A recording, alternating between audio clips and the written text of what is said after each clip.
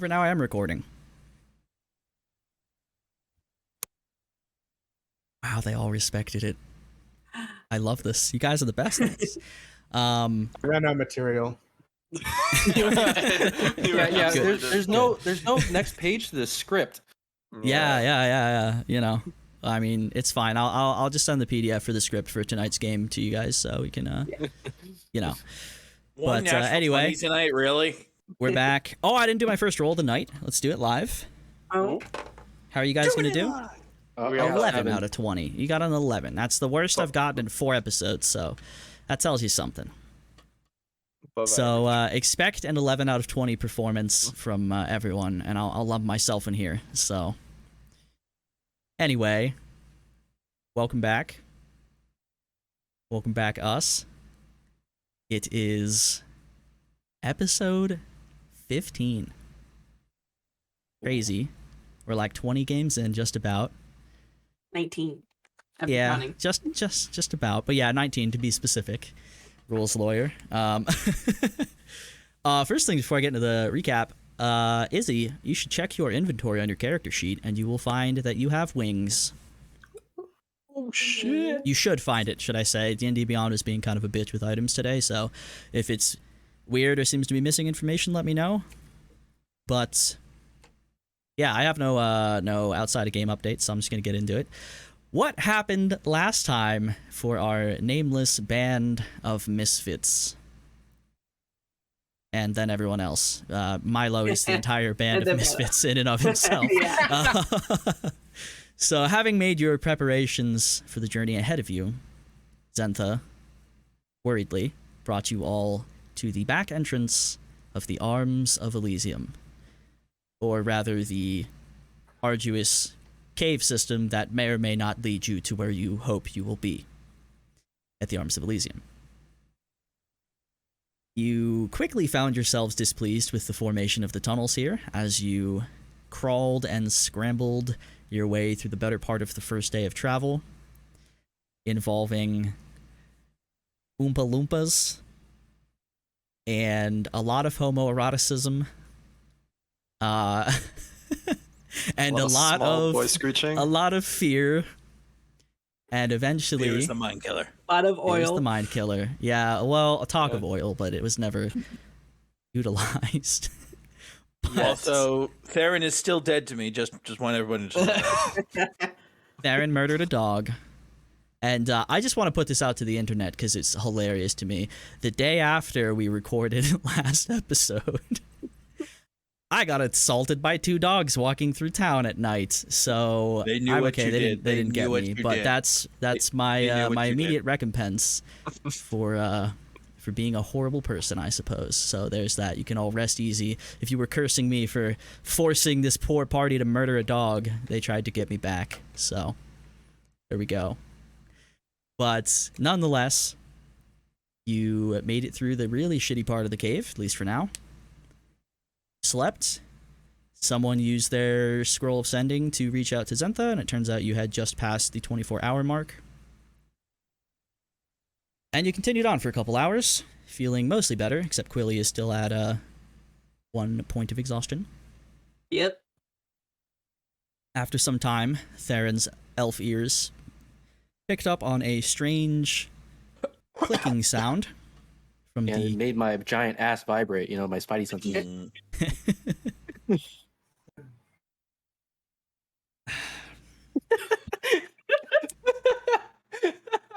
Oh no, I broke the DM. We haven't even It's started canon. yet. It's canon now. No, it's not. I take that back. I've uncanonized it. It's not real. It's in there. It's out in the world now. Yep. Theron no longer has a massive ass. It has been redacted. But anyway, his elf ears, these things that you could see if I wasn't wearing big ass headphones, his ears sensed something ahead. And you all decided to be super stealthy with Pass Without a Trace. The lowest of you getting a 17, and the highest of you disappearing from this reality altogether out of 41. Hint, hint, Milo. And you You won't be coming back. began to proceed forward into the cavern before you. And I'll describe what you see again. It is an ovaloid room, whatever, you know what I mean. That Cavern. is, yeah, cavern. Room in a cavern. Let me pull up my map real quick so I'm not lying to you. It is about 50 feet wide at the widest part that you can see. There is a smallish pool of this deep green water in the center. Skeletons and remains of various states of decomposition scattered about, including what appears to be part of a dragon's skull and some wing bones and a big-ass rib cage that looks quite old. And hanging from the ceiling, I believe it was about 30 feet away from where you currently are, above the pool of water, is this awful creature clinging to the ceiling with a suction cup-like tail. It is rubbery, yet cracked and bloody gray skin. These two large wings wrapped around the body, a hint of two large legs beneath it. This round, slightly bulbous form, which seems to be the head, bearing two central slits that kind of quiver and shake as the clicking sound is repeated every dozen or so seconds. And Theron is so scared. He vanishes Theron just runs away. entirely. I was just about to He's say. completely gone. Blair, you have left Vorpalboard, but I hear you talking. So perhaps try to rejoin. And There he is. oh, I see the block. Seem to be back. Oh, my bad, guys. I just went to go cry. Yeah, as Theron starts crying. Yep. Wouldn't be the first time. Get the music started. Whenever it decides to go. But there we go, I've hit play. And yeah, that's about 30 feet in front of you, hanging from the ceiling. Quite large. You still hear behind it in the back, kind of on a different rhythm from the clicking, this low.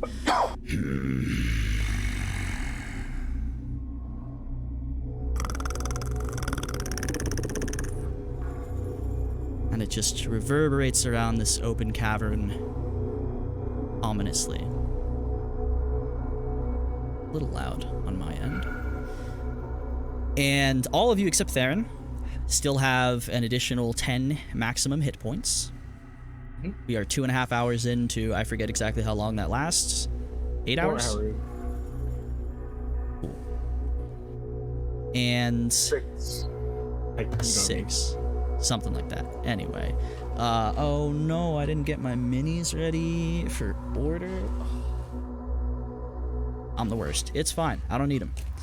I know Theron was at the front. Write this down. And we had Tinny. Roughly. Because now you don't need to be single file anymore. So actually, I'll just ask you now. As you're sneaking into this room, those of you with dark vision, as all the lights have been extinguished, I believed, coming into here.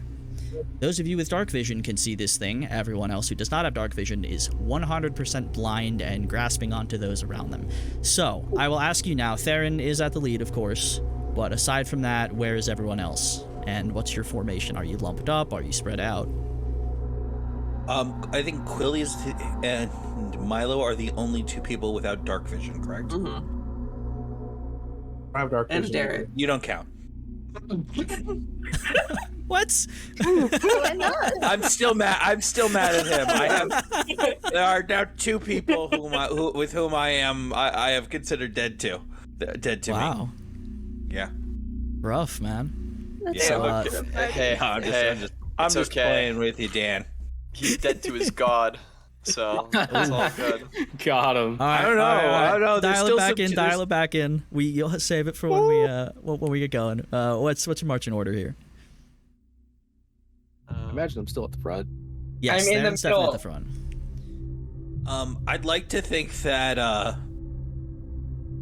Volkar's kind of standing in front of Quilly because he knows she's exhausted.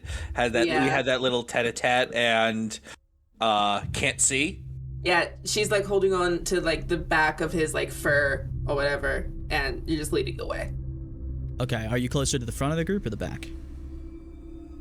I'd like to think we're closer to the back of the group. Okay. No, we're closer to the front if that's what you want, Quilly. Final answer. 5 seconds. Front. Front. Okay. Okay. Front it is. As my marker is dying. Oh no. Can any of us roll like Nope, history no or rolls yet. insight I check? would like to know where people are first.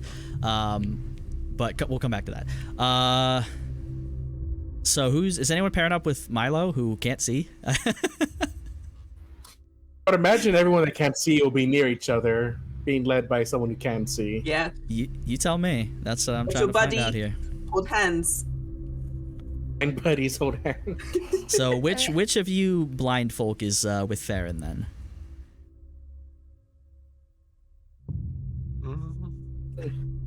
I guess it's. Don't bite. He's a I know, scout. in the front.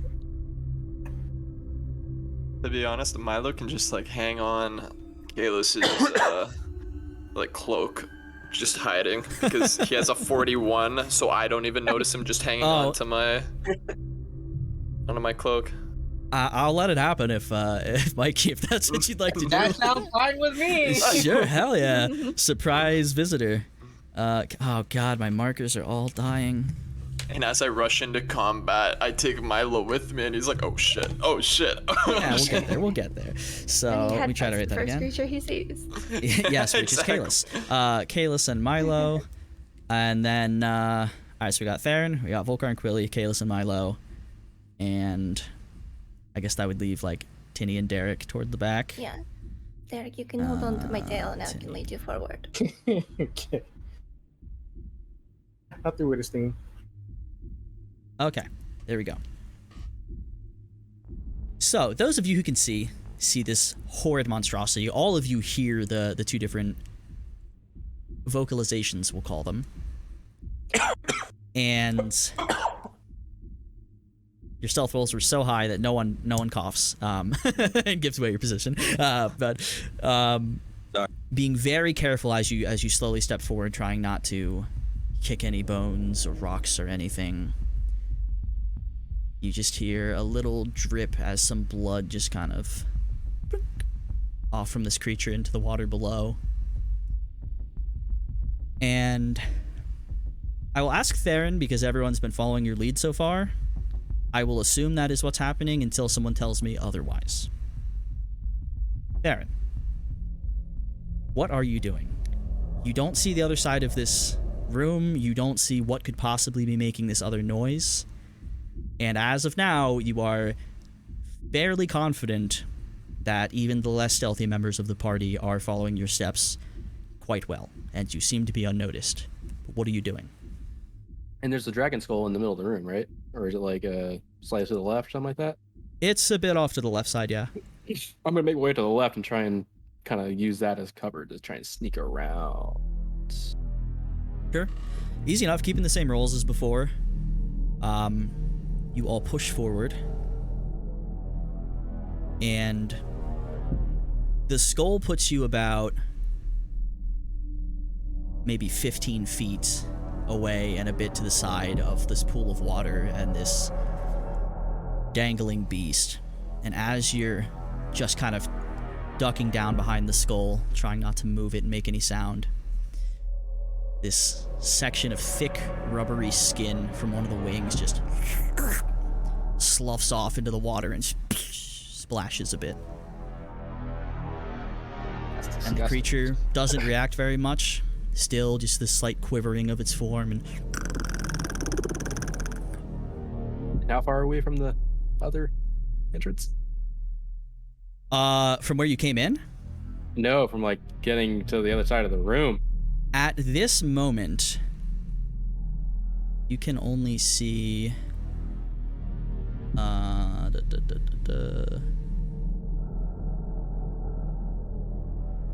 Sorry. I am completely blanking on how far you see with dark vision. I think it's 60 feet. 60 feet, I think. Yeah. 60 sounds right. I was thinking 90, and I was like, that's such a weird number. Why would they pick that?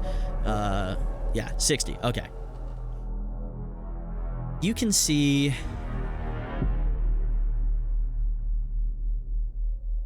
just toward the edge of your vision, on the other side of this pool of water, is not a wall, but a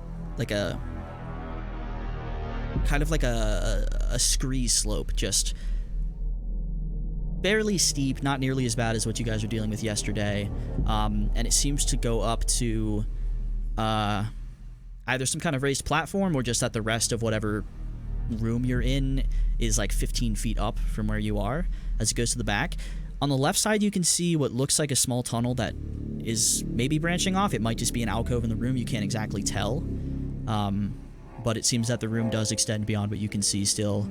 And to get up there, you would have to scramble up some pretty loose rocks. Ooh, okay. I'm going to turn back to Tinny. Do you see that alcove in that slope over there? Yeah, I see it. All right, we got to make our way over there without waking this thing up. Okay. All right. Do I get any other, like that pulse that I was feeling earlier, leading me in a direction? You feel very strongly that the exact direction you're facing, looking at the slope, you need to keep going that way. Okay. Very strongly.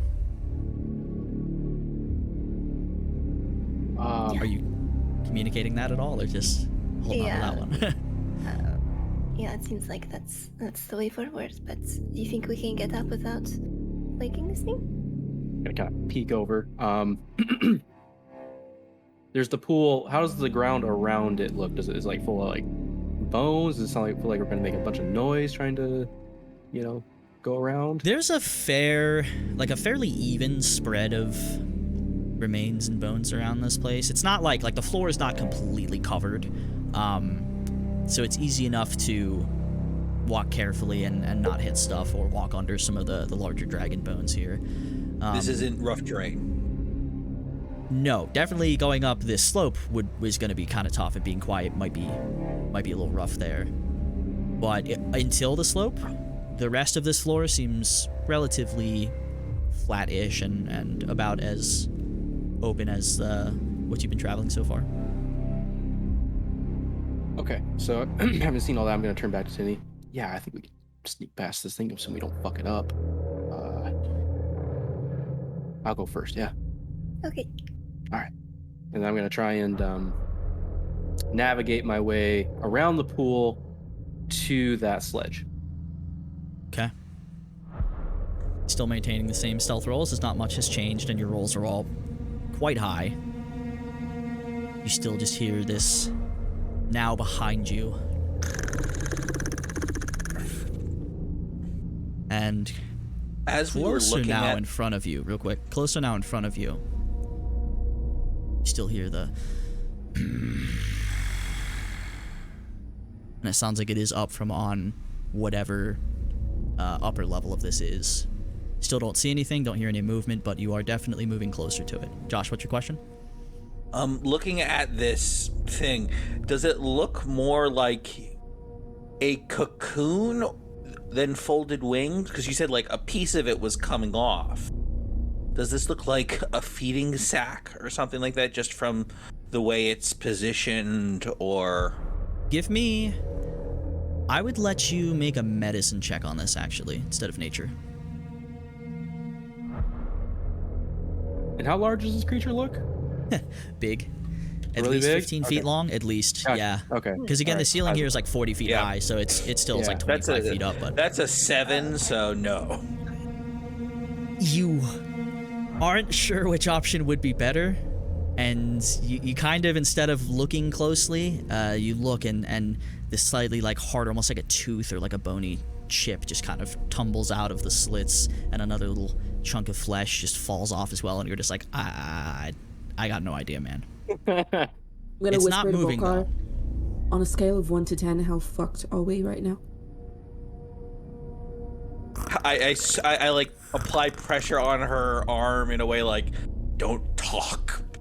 I'm trying to convey, don't talk, please, for all that is holy. If you only listen to me this one time, do not wake the giant bag of death. So here's my favorite part about this. 3 of you haven't seen it. You have no idea what's above you at all. But you all successfully go around the side of the pool, following Theron very carefully. Those of you who are leading, make sure to keep the person behind you and not to the side of you so they don't hit anything that you're not expecting. And Theron, you get up to... How close do you want to get? Do you want to get up to the bottom of the slope here? It's like another 20 feet past the pool. Okay, as you get to the bottom of it, looking up, you can certainly make it up this. Doing it quietly might be another story for just about everyone behind you except Milo. Mm-hmm.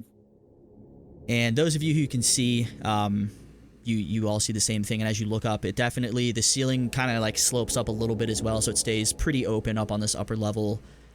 There might be a little tunnel that branches off. As you pass what you thought might have been the tunnel on the left, it is actually just a little alcove, like addition to the room, and it looks like it might have caved in at some point or something. A divot. Can I see the ceiling on top of the tunnel? Yes. Yes, you Okay, can. so I want to pull out my grappling hook, and I want to shoot a grappling hook onto the ceiling so that we can try and climb the rope instead of trying to climb the rocks and sledge. Okay. Having spent a little bit of time with Perry learning about it and kind of seeing it in action before, you know that if you aim well and or get lucky and you hit a section that's not going to knock stuff loose or something that's a little bit softer, the impact of it should be pretty quiet. If, however, you do not shoot well, it will either knock something loose, it will hit the ceiling and not attach and fall to the ground. So if you shoot well, you can take a couple minutes. I would let you make, I guess, survival check probably, just to try to find the exact best spot to do so. Okay. Guidance. How far is the top of the tunnel, like the ceiling where he's trying to shoot? It's, from where you are right now, it's about 40 feet 40. above you. Okay. Yeah. 22. 22, and that's with your guidance? Yes. Okay. 15 plus 5 plus 2. You hush everyone and stop, spending probably 4 or 5 minutes tensely looking for the perfect spot to do this. And once it does, both cheeks jiggle, right? Yes, it does. Everyone behind, here's a little bell sound, and they see a flash of light now. Jesus Christ. You're boing, boing, boing, boing. I regret to say this sentence after this, but you seem to have found the best spot to target. You know what you did. And if you would like to, you can go ahead and take the shots. I can tell you... let me pull back up the fucking item. There's so much stuff. I forget, did I actually make that for you in D&D Beyond, or did I blank No, on that? I just the Discord I just text made still. it Okay. and then put the fucking description in there, copy pasta that bit. Cool. So it says if not trained with it, -4 penalty on the shot, 10 DC for close and easy shots, scaling up to 16 to 18 at max range or shooting straight up. Yes. Okay. So you are trained with it being there, and you picked up on that pretty easily, so you don't get that penalty. Yeah. I would say, looking at this, and you're not shooting straight up, but it's at a decent angle. Mm-hmm. This is gonna be, I'd say, trying to hit a very direct spot. I would say this would be a 16 to get it exactly where you want it. A little bit lower, you still might succeed. It might just be a little bit off the mark. Do I get a bonus with this, like a proficiency bonuses or anything like that? Proficiency. Straight roll. No proficiency on this yet. I'm going to say with some use and practice, you can certainly work toward that. But not having the -4 penalty is already pretty huge for that. And I assume you're about to get guidance from one of the people. I was going to say, am I close enough to give him guidance? Actually,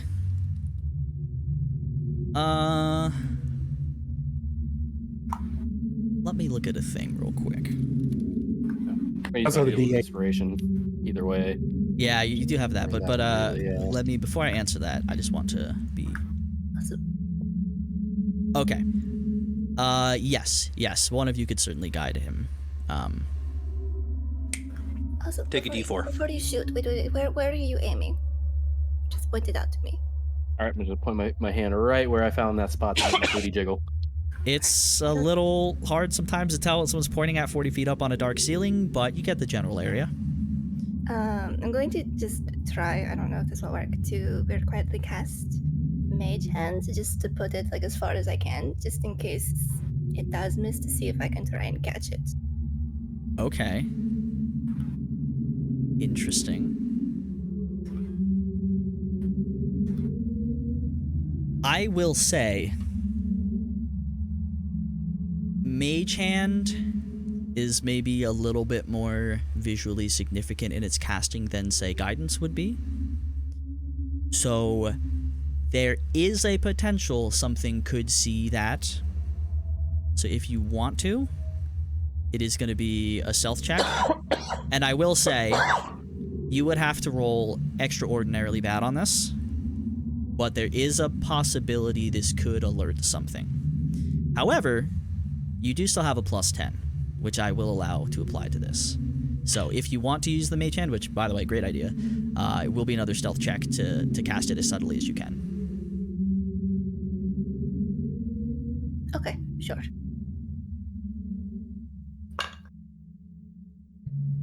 $23. Yeah, you're pretty confident. And Theron, a little hand. What's I know Mage Hand is usually just supposed to be boring, but what's Tinny's Mage Hand look like? Tinny's Mage Hand Have look some like? fun with it.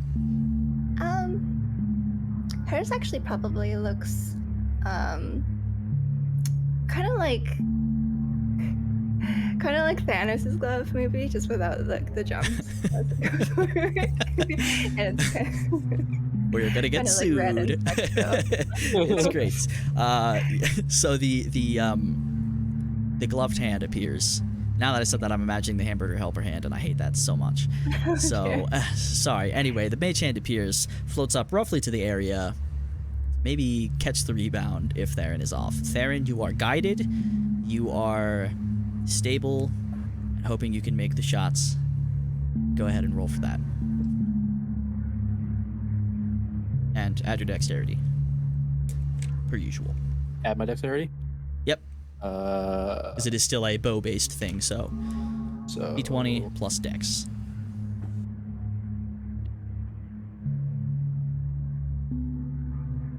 $22.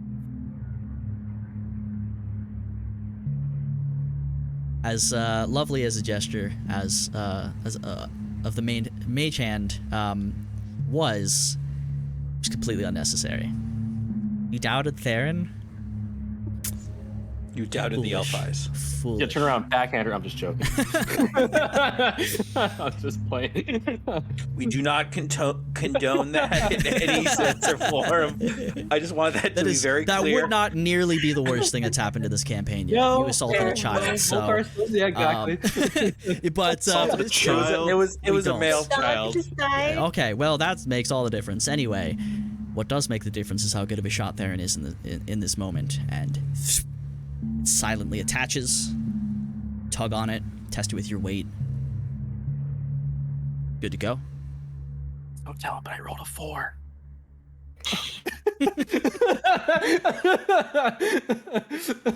It's all the bonuses. Yep. Because you got those bracers now, man. They help. Yeah. So there we go. Your grapple hook is set. And how would you like to go about the climbing of this? I'm gonna track down Milo.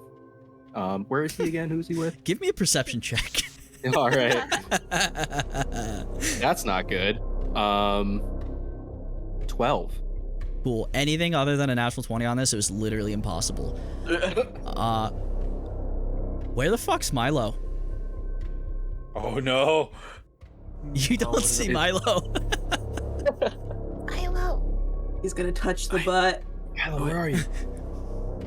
Did we lose him? I thought he was with us. I'm not he was saying a too. word. I just want to make that clear. Okay. Oh God, not Milo's again. not here. Oh God. Derek. You go first. What are we not gonna look for? No, If he's not fucking here, It's another doesn't splash of matter. water behind you as Yeah, we don't another have time to look small for him. section Here, of flesh start just climbing. sloughs I'll off cover you. into it and splashes. We're doing all of this for that idiot, anyways. Along So with Tinny. Derek is going doesn't matter if first. we're all dead. Yes, I am Uh-huh. apparently. Blindly going first.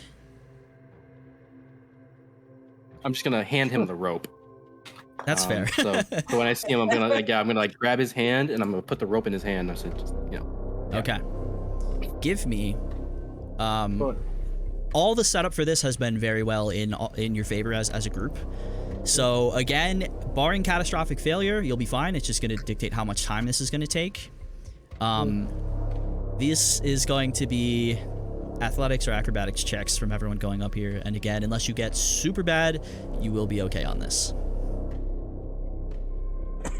Wait, we're just bad. for fun, I rolled a perception check to see if I could find Milo, and I rolled a natural 20. We'll get to that in a second. What have you two got planned? Typically, if you're gonna roll, please planned? please ask me first. But No, no. it's fun, so I'll let you have it. I'm not gonna take the 20 from you. So Derek, yes. what'd you get? Acrobatics or athletics? Your choice. Oh. Okay, that's a lot better than I thought it was going to be. Dirty 20. It seems that the thought of losing Milo has inspired you. No, it's probably the sheer nerves at not having any idea what the fuck is making the sound behind or in front of you. You are death grip on this thing, and you silently climb your way up. I've been holding this breath the entire time. Holding your breath, you find solid ground up there. You silently drop down, let go of the rope. Those who can see, Derek has made it up there. Now he's, I don't know, I assume crouched down, just blindly giving a thumbs up behind him. Who's going next? I'm gonna pick up the rope and I'm gonna find Quilly. Okay. Quilly, you're next. Just climb up. Right. And I'm still rolling with disadvantage because I'm exhausted. Yes, you are. You said Acrobatics or athletics? Yep, your choice. What is that? Ambient tracks are Right, so inconsistent in volume. That is 11. 11? A little shakier. You are, after all, exhausted, and you had a very bad day yesterday. And perhaps the unknown elements of this situation are getting to you a bit, but you're Quilly. And if there's one thing you're good at, it is holding on to things very tightly and or breaking things. So you slowly shimmy your way up there, a little bit less gracefully than Derek did. But you find yourself up there beside him. Who's next? Oh, you stepped on my foot. What? Stop him. Ow, what? Dex save? No. He falls down. I'll go next. Okay. Okay.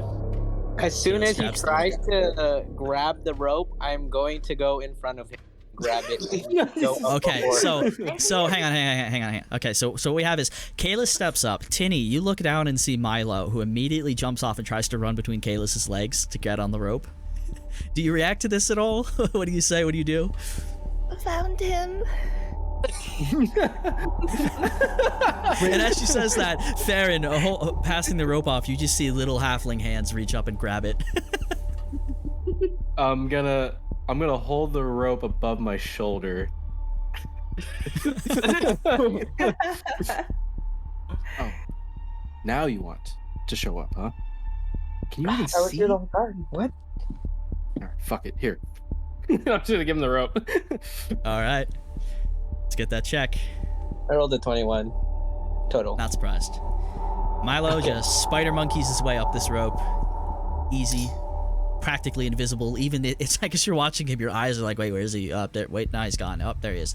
And you, without a slightest hint of a sound, are up next to the other two, who are blind and have no idea that you're even there, other than they heard you talk, maybe very quietly, a few seconds before. Who's going next? I'll go next. Alrighty. Oh wait, was I not next? Damn, fuck Kalis, I guess. I was gonna say, I guess Kalis is just I don't know, go to the back I of the think line. the guy in the heaviest armor should go last, so that the rest of us have a chance to get away. You're wearing the same armor as me. I'm wearing chainmail, not splint. All right, I'm not so wearing as splits Volkar and either, I'm wearing Kalis each simultaneously grab the rope and look at each other.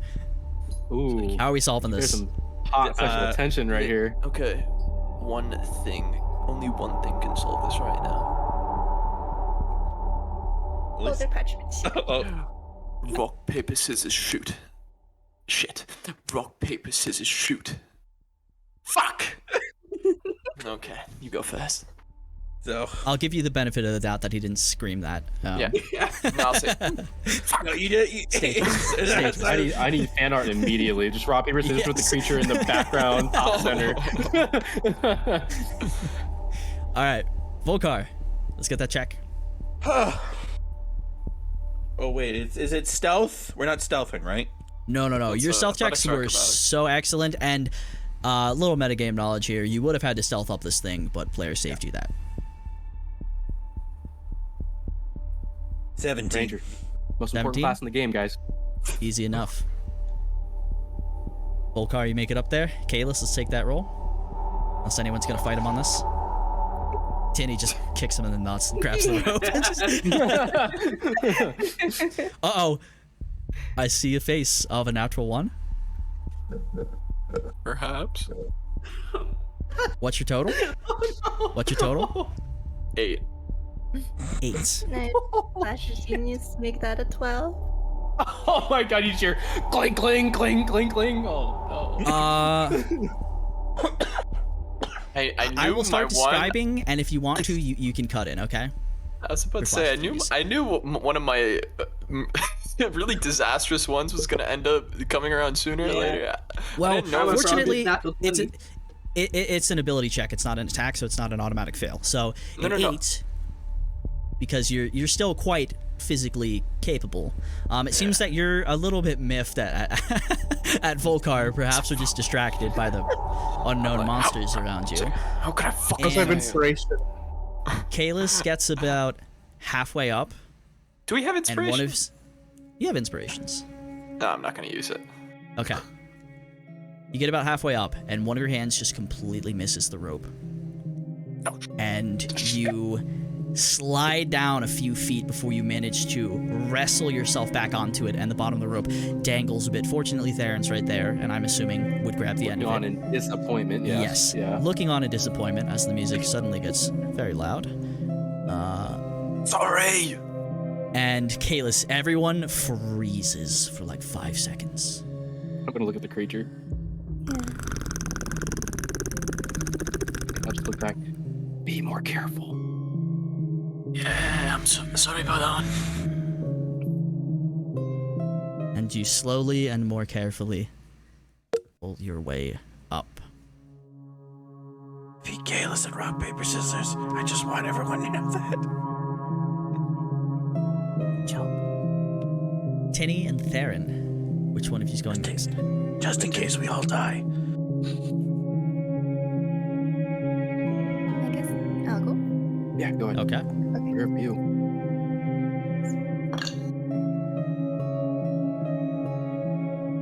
Uh, 16. 16. Pretty damn good. And alas, it is Theron alone on the bottom. I'm a cut and run. No, I'm just joking. I expected it, and that's why I prepared a whole side session. No. The misadventures of Theron and his Theron, gigantic let's butt. get that There we go, roll. That's a one shot. 22. 22. Theron easily finds his way up the rope swiftly. And as you get up there, I assume you would like to dislodge it. And you do, guiding it down to make sure you are directly beneath it to catch it silently, as you can wrap it back up and prepare it for later use. Gonna look at Kalis. Elven rope. And as you say that, all of you who can see, notice a slight shifting just about 25 feet behind you on this platform. And you all kind of panic for a second, who can see this. But after just a split second of movement, it stops. Hear another deep, certainly from that direction. Let's test our luck. Let's go. And you see this vaguely coiled up form. Quite large. Couldn't place it. Easily as thick as Kalis is tall. Something serpent-like that is wrapped around itself. And you see about 20 feet behind that a white, smooth stone wall. Flat, clearly built, as parts of the cavern just back up to it. Tell me this thing does not have a face in the middle of its torso. If you want to look, those who can see, if you want to try to get a better look at this thing as you go by, you certainly can. But that is, I wanna try. in this moment, okay.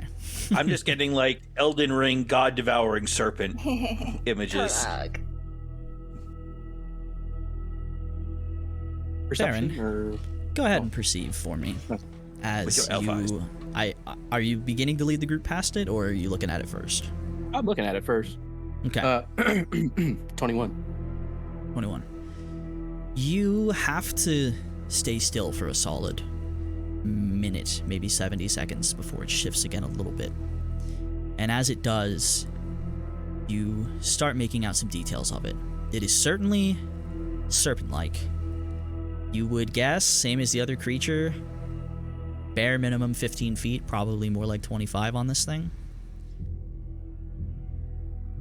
You see hints of these kind of muted, maybe greens and browns on the scales. It's hard to place color. Two large, almost mohawk-like bony protrusions coming off toward the head, going down about a third the length of it, that almost seem to flex, sort of like cartilage or maybe just large scales that are vertical. The tail, you can see there's some other similar protrusions on it. It looks almost more like a mace or like a club-like tail than thinner like a snake would usually be. Then And as you're looking, you take in all these horrible details, and you look and you just see two shining dark yellow-brown eyes locked precisely with yours. Oh. Fuck.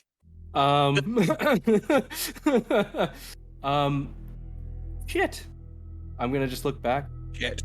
There's something else in this tunnel. And I'm going to shift to the left and see if its eyes are tracking me. They are. Back. And then I'm just gonna look back, and it sees me. So what do you want to do about it? I'm gonna look back. This tunnel that we've entered, right? Mm-hmm. Could that bat-like figure fit into it? I'm assuming no. Probably. Back. It's all fairly wide here. It's Okay. less open up here, but it's still... Just curious. Yeah. Yeah. Again, you don't really understand its physicality too much, so maybe it's really tall or something, but Yeah. you would guess if this snake fits here, this other thing probably fits here. I'm gonna look at Kalis. I think we're in for a fight here. Well, If Take the I lead. may. Push forward. Assume it doesn't see us, but if it does, I think we're in for a fight. Gentlemen, before we start, these things live in a dark cave. They've probably not adjusted to light very well. I know exactly what you mean. If we can blind it for just a second, And we can If get you through that. are going to keep talking, I'm going to request more stealth rolls from the party. Still have Pass Without a Trace, I think. Still, Pass Without a 'cause Trace is still up, Yeah. but as you're all a unit, I'm going to need another stealth roll from everyone. Sorry, we have 2 guys with 3 that I know can create a lot of light. Yeah, no, you're fine. I'm just letting you know that talking is not a silent endeavor, so. Yeah. We still have And, Pass Without a Trace. Yep. You do, so you still have a plus 10. So, Blair, what'd you get? What is that? That is 33.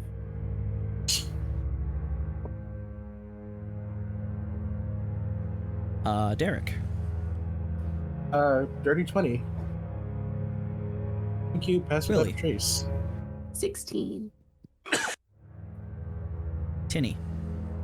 26. Volkar. 18. Milo. 22. Yeah, that's right, bitch. I'm the stealthier one here. Kalis. I also got a 22. The paladin? The same Yeah. as the rogue? I got a 13. What do we keep Milo around for? No, I'm just joking. Plus 9. So, with that, as you're talking, you're beginning to shift, preparing to maybe start moving past this. Darren, for a moment, you're like, oh, we've been making noise, and you stop and you listen. You look back. Still here.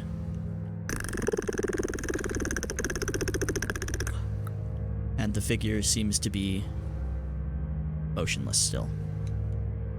Yeah, well, we have to decide within probably the next 10 seconds as to what we're gonna do. So if you give me Theron. the count of 5.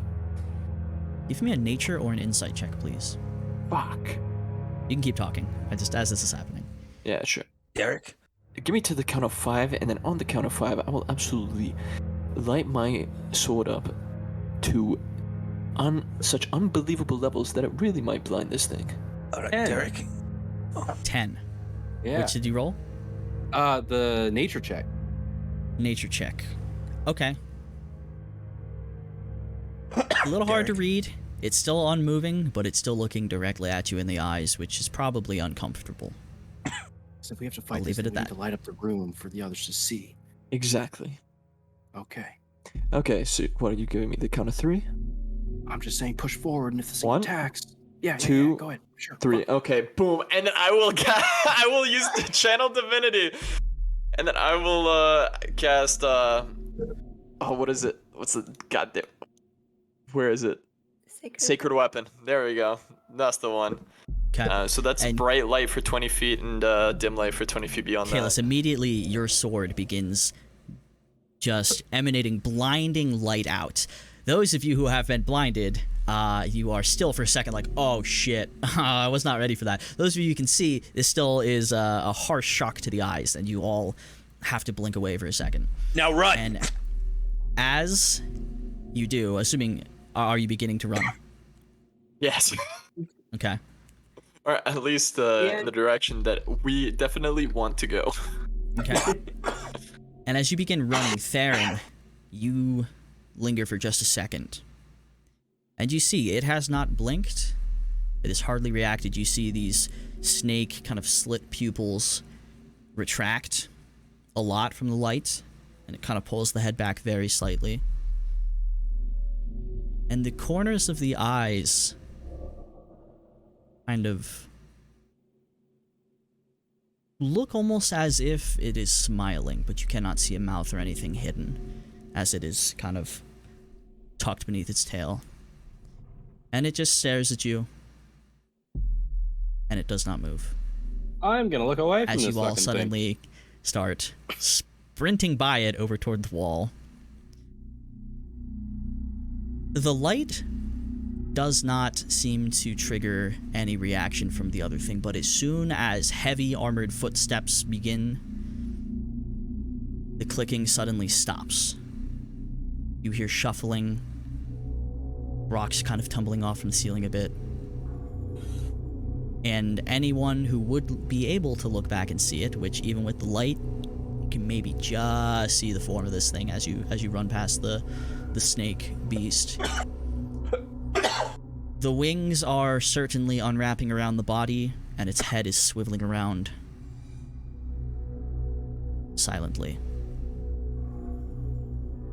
And at this moment, as it is beginning to come to, and the snake is still just staring directly at whoever happens to look at its eyes, unmoving, you rush up toward the wall, and there is no door, there are no windows, there are no obvious methods of entrance, except those of you who are more perceptive would notice a small hole in the bottom. Looks like it was broken out or cracked out against the ground that only one individual in your party at their current size could squeeze their way through. What are you all doing? Milo, get in there. Well, I guess I'm running through a hole. Okay. You heard the man. Please, for the love Milo, of God, if any of you had it. Sorry, What do you say? Just horror movie style, just dies off screen, blood just goes.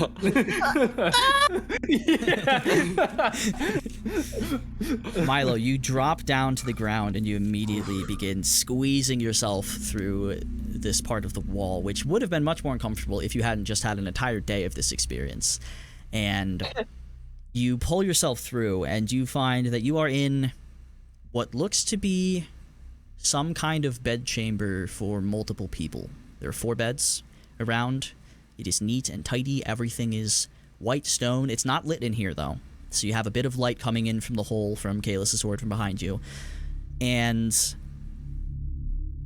as soon as you pull out on the other side, you hear this kind of rodent-like squeaking, scratching sound, and you look up, and this sort of large, almost beaver-sized rodent, you can't exactly tell what it is because it is sickly and almost...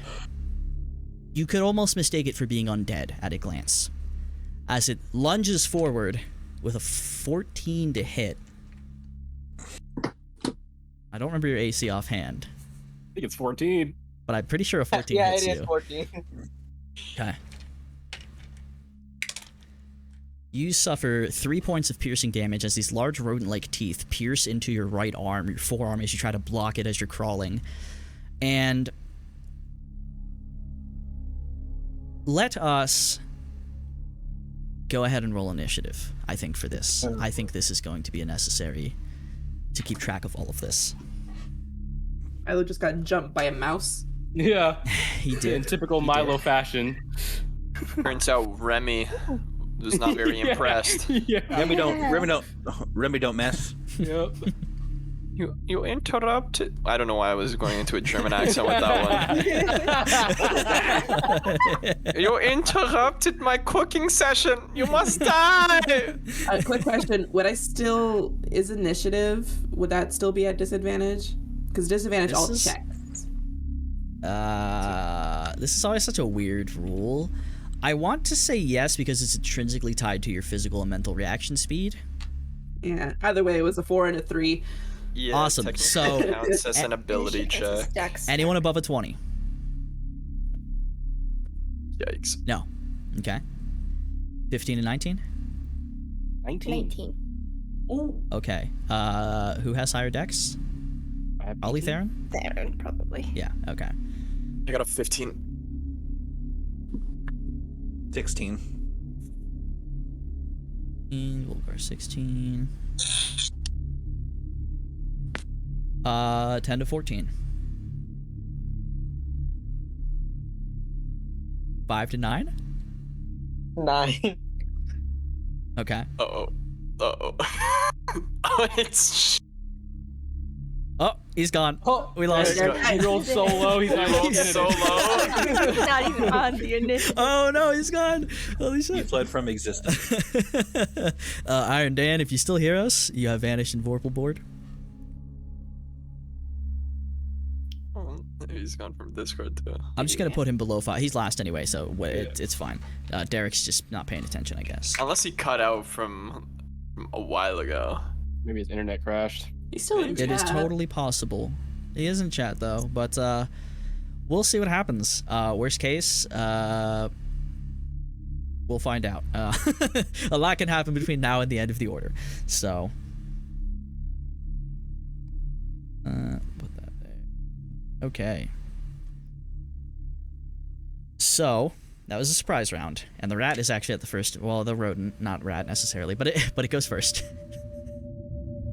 and is immediately going to try to bite Milo in the face again. That's higher this time. So that's another hit. I have a question. And- Can I yes. see this rat? You definitely see it Okay. because it's like directly in your face. Is there anything you want to do to react to this, or anything, or just out I of just have general uncanny curiosity? dodge, and it says when an attacker that you can see hits you with an attack, I can use Yep. my reaction to half the attack. That's it. You certainly can. Yeah, as you're prepared for it this time, you now take only 2 piercing damage as it kind of scrapes across your forearm again as you're trying to wrestle it off. And just when we do get to your turn, you are still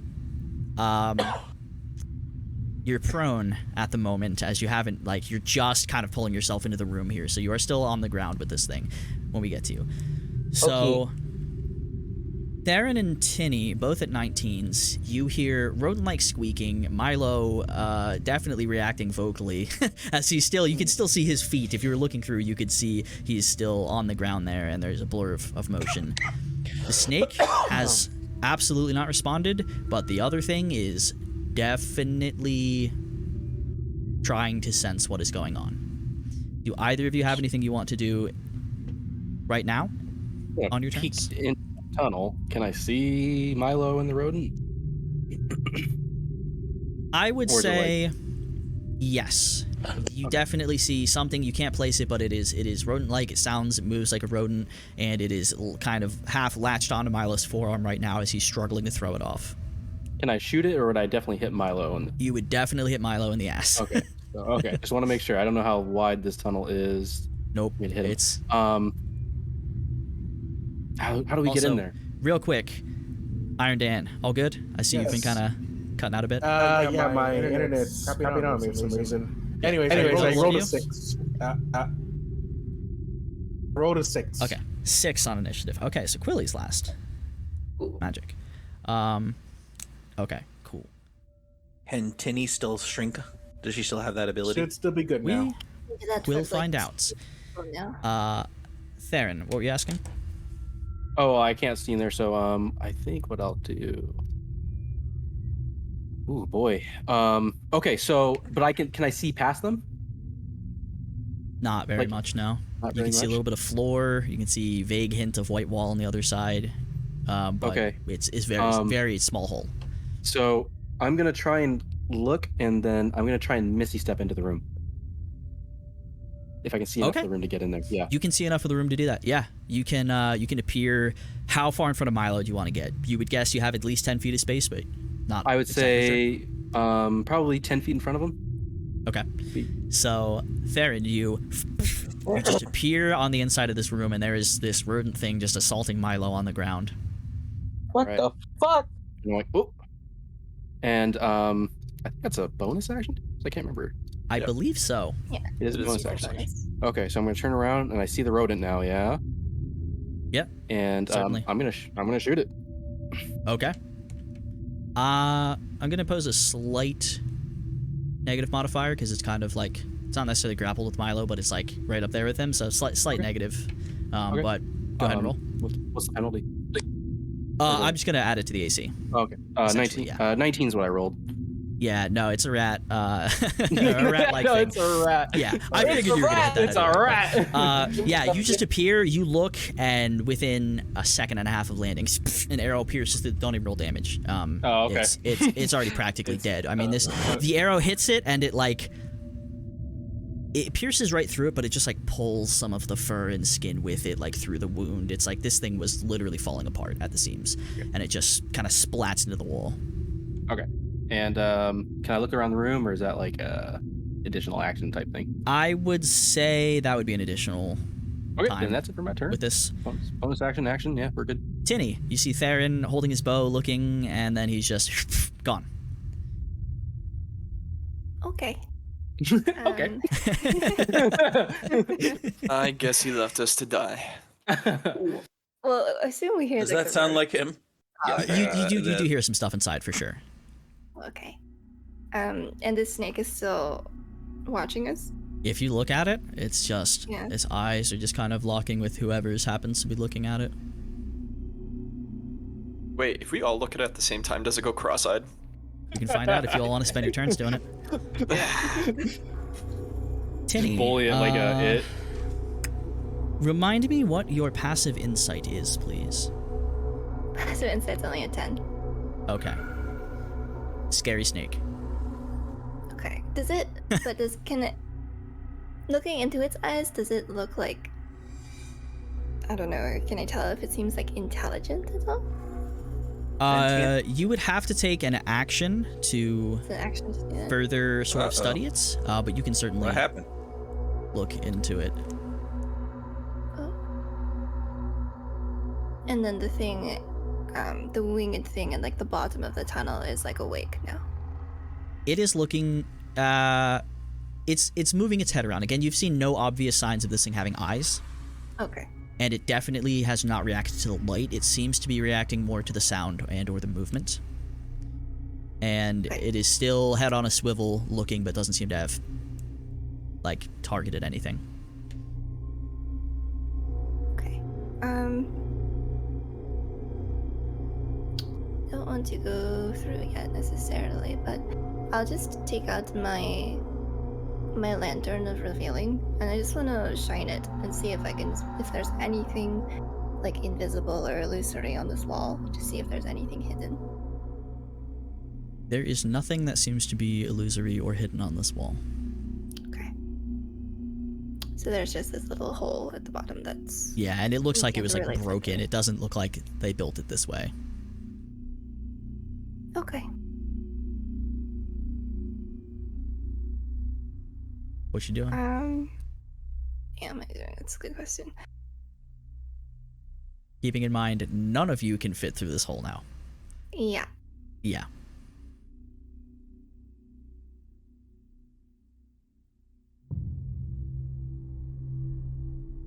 Don't want to. No, wait. What you doing? I'm going to try using, I don't know. I'm going to try casting Tasha's Caustic Brew on the hole to make some acid that just, well, this spell covers something in acid and it like continues to eat away at it. So I'm hoping it'll be a little more effective than just like a cantrip, to try and weaken the wall at least a little bit so that it can start enlarging the hole. Yeah, I would say you imagine it would work. If you want to go ahead and do that, it seems like it would work. Might take a little bit of time, but Yeah. if you splashed it, it should in theory do that. Please don't spray me with gloop. No, I'll do it on like the. I'm not going to do it into the hole, but like around like Just above it, the around border it. Yeah, of okay. it. Yeah, I figured you so weren't just I'll gonna do like throw a bucket of fucking No. poison at Milo's Yes. ass. So, Tasha's Caustic Brew, and I'll cast that. Okay. Yeah, as you just spray forth this caustic, this acid that begins kind of bubbling and melting away at the wall itself. Which, looking inside, it's not super thick, so it seems that this should hopefully do the trick. It's definitely going to take at least a few seconds. Sure. And then I'll just Is that all keep you would an like eye to on do? Yes, I'll just keep an eye on the snake. Wonderful.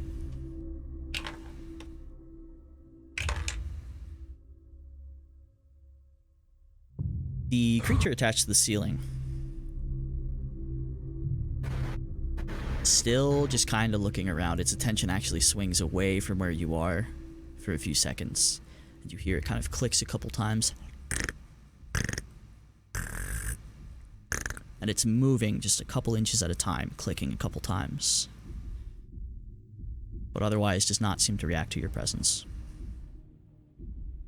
Volkar, you're up. Kalis, you're next. As the hole is slowly being eroded away.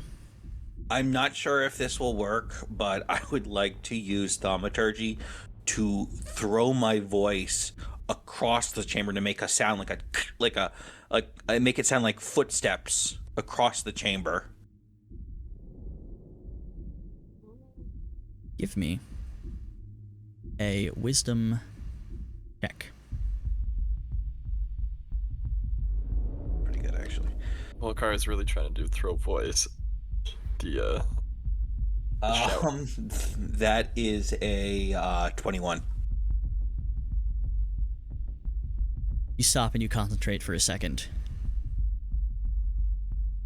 And at first there's nothing. You're like, dude, seriously? Something. You gotta give me something. And you close your eyes, you take a deep breath, you concentrate. And as you go to emanate whatever sound it is, anyone who would be looking at Volkar would see this little dull flash from beneath his armor and his clothing. It's the sound, Volkar, does not come from your mouth, but from the amulet embedded in your chest. And there's just this stepping, maybe rocks shuffling, some sound from back where you came from. And the millisecond the sound happens, the head snaps to the side. You see the neck elongates out probably 10 or 15 feet into the darkness, and you just hear this crackle. And something just blows the fuck up over there. And immediately there's this loud pop as the suction tail releases, and it splashes down into the water. Its attention is completely the other direction. We have like 3 seconds if anyone has any good ideas. Do me and Milo hear that explosion? Yeah, that's loud. Okay, just want to make sure. Loud. And the snake does not react to that at all. Volkar, anything else with your turn? Alright, so I used a cantrip, so I can still use it like a...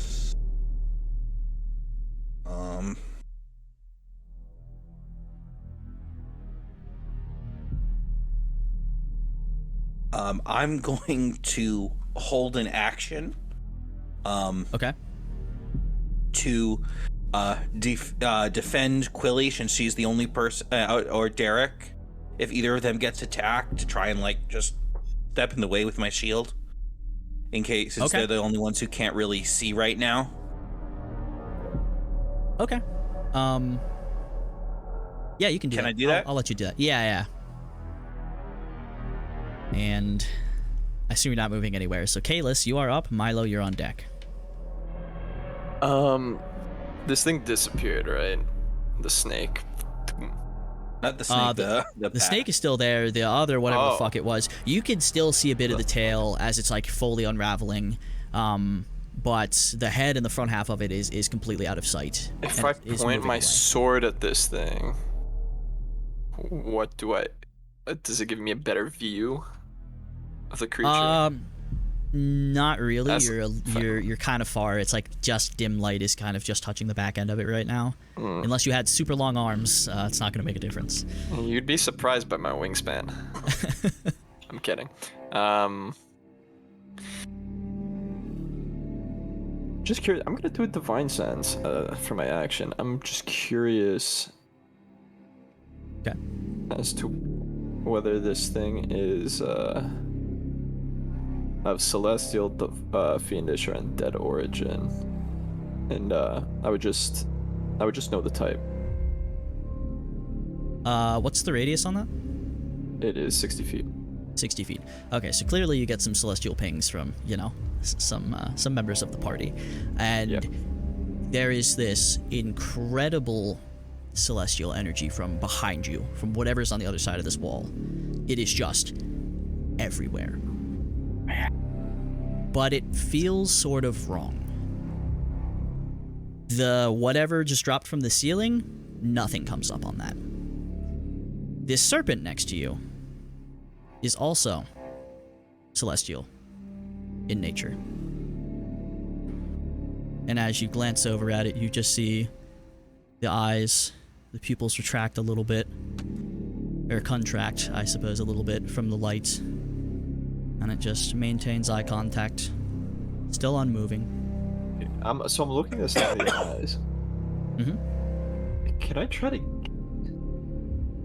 Can I make me roll an insight check as to see gauge anything from it, kind of, or whether Sure. this thing is Insight just or a- nature, whichever you prefer. They I'll will provide do slightly different insight. info on success, but yeah. I'll do insight.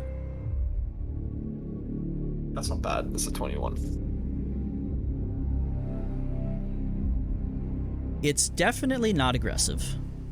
It doesn't look like it's waiting until someone's not looking to strike. It hasn't moved or shifted at all, other than the head's slightly moving to follow the group. Similar to what you had seen not that long ago with the Kitwala, there is some sort of maybe timeless wisdom in these eyes. But also, they look extremely tired. And you kind of get the sense that whatever this thing is, it's kind of just waiting to die here. And my last thing, I'm going to kind of say 3 things in Celestial to this thing. Okay. And I'm gonna say, what are you? And then I'm pretty sure those around me, the only person who actually understands this is Volkar, And Derek. technically. And Derek. And Derek. Everyone else does, whoever is there. I think it's just Tinny and Quilly. Okay. So you say, what are you? Is that Yeah. the extent of what you say? Yeah, that's the extent. Because this thing's technically not in initiative order because it's not doing anything. Mm-hmm. There is this, to those who understand Celestial, this sort of, kind of how you would expect a serpent to talk, a little hissy, a little drawn out on some of the S's and other sounds. Very tired. This weak, whispery voice responds. And as it does, you see the head kind of pulls up a little bit, and you see it actually has tusks. 4. 2 coming from the top lip down, 2 from the bottom up, and the head is a little bit thicker than you would expect from a serpent, but sort of almost beak-like in shape, sort of, but certainly still reptilian. And it kind of lowers its head again with another kind of low, grumbling sigh. And Milo, it is your turn. And Derek's on deck. Well, I'm going to finish crawling through this hole. Mm-hmm. I'd say that'd be half your movement to pull yourself out and stand up. And I'm just gonna look at there and it's like, what do you think they're doing back there? That was pretty loud. Yeah, let's not worry about that. Let's try and get them on this side, yeah? Sure. Yep. You have a torch? You should. I have for I would imagine Yeah. among the gear, you guys would have torches. Yeah, you would have prepped for that. All right. So yeah, if you wanted to light it, that would like take an action to do so, but you'd light it up in here. we shall light a torch. And now as the two of you look around, you see, as I described, it's all smooth white stone. There is a door that leads out. It's currently closed, just a simple wooden door. There's a couple beds. Looks like some basic furnishings for keeping belongings and probably clothing in. And other than that is completely barren in here. But there is this kind of warmth that begins to creep over you. Just something in the air. It's kind of warm. More good warm than bad warm, but just something new. Given that, I guess you'd really only have a bonus action left to use, so unless there's any Yeah, I don't fancy have stuff you anything want to do. Okay. else. Derek, you are up. Yes. Quilly, you are on deck. Okay, so what can I see? You all, Kalis' sword is now shining, illuminating stuff, so you can see this snake creature. You definitely would have had time to notice it both visibly and audibly responding to Kalis. And you can just see toward the back where you came from the slightest little hints of whatever this other fucking thing was, kind of romping around back there now. And everyone except Theron and Milo are still on this side of the wall. They are inside the room. You can hear them talking and moving around a bit, and that is the scene. Okay.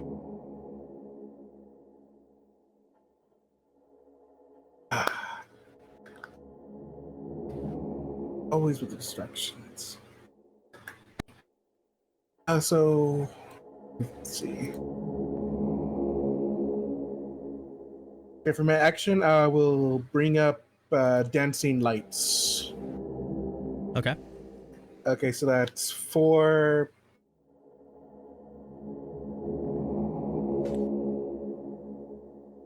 Oh no. I think we lost him again. Did we lose him? Yeah. Oh no. Yeah.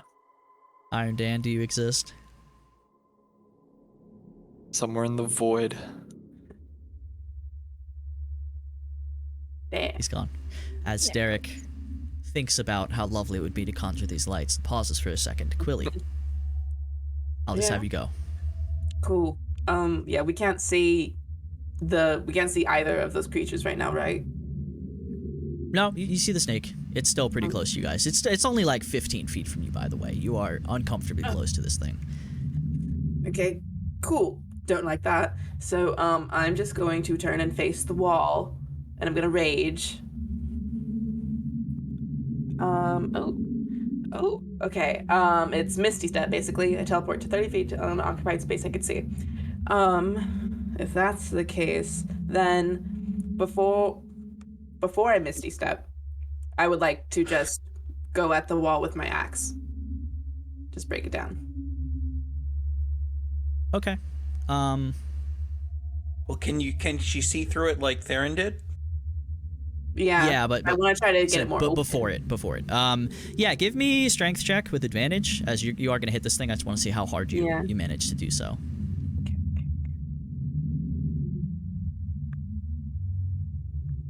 Okay.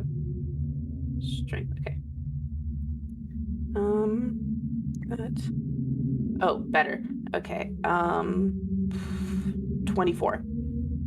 24.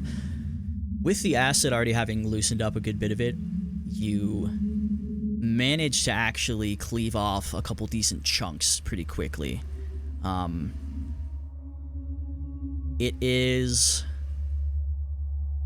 definitely wider now, and still the acid is still eating away further into it. Still not all the way through. So Can I see no one can fit through at it? the moment. You can see through for sure, but people aren't going to fit quite yet. Gotcha. And then I would like to Misty Step to the other side. Cool. And Quilly vanishes under the inside. Hey guys. Just casual. Come here off. So can like all of that, or I will we'll see what happens with Eric. I'm not gonna kill him for his internet cutting out or anything, so rest assured, I'm not that much of a dick. We'll just Top of the move him up and round. push him through. So I will say, those of you on the inside, the three of you. Actually, no, we'll just get through order again. It's fine. Theron, top of the round. It is your turn. You are in a nicely illuminated room now. What would you like to do as Quilly appears beside you?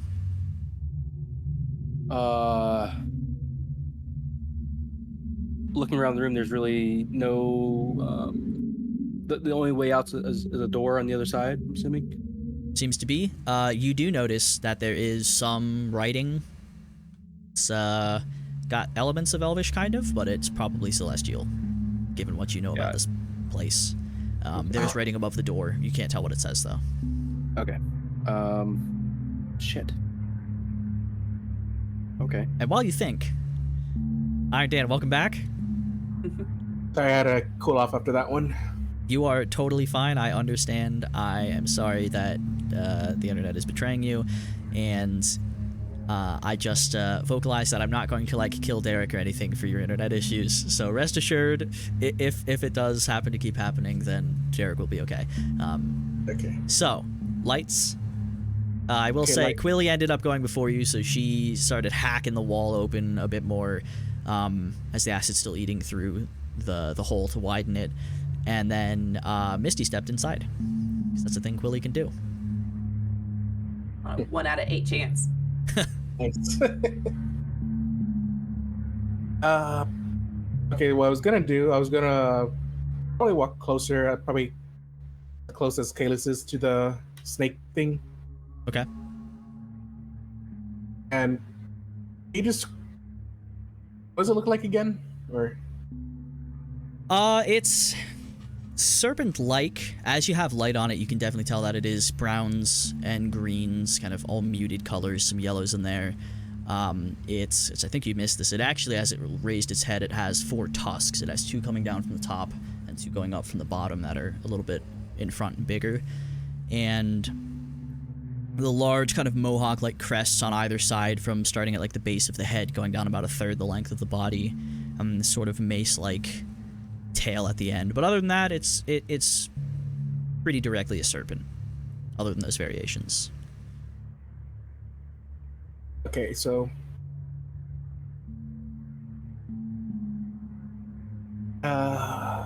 he knows what koala is. In Celestial, he's gonna ask the serpent if he knows anything about the koalas. Okay.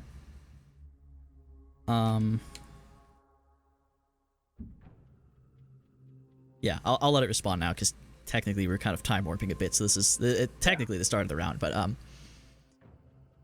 you hear sort of hissing laughter. Not anything sinister, more playfully entertained, as much as you can get from something of this nature. And Derek, you feel some kind of presence attempting to probe somewhere within maybe your mind, maybe your spirits. If you'd like to resist, you can. If you'd like to let it happen, you can. I will let it happen.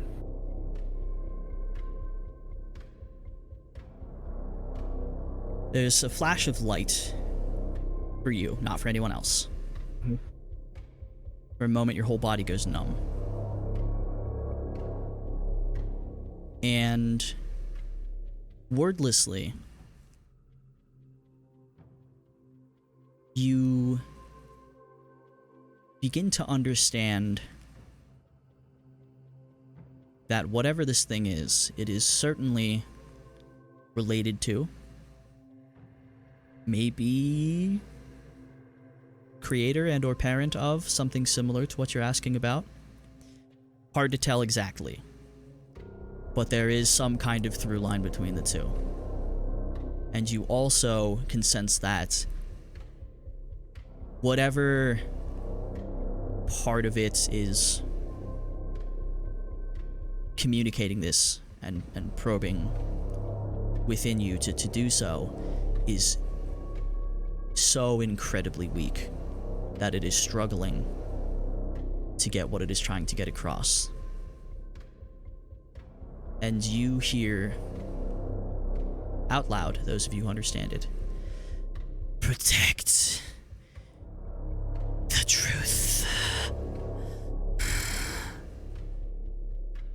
And Derek, this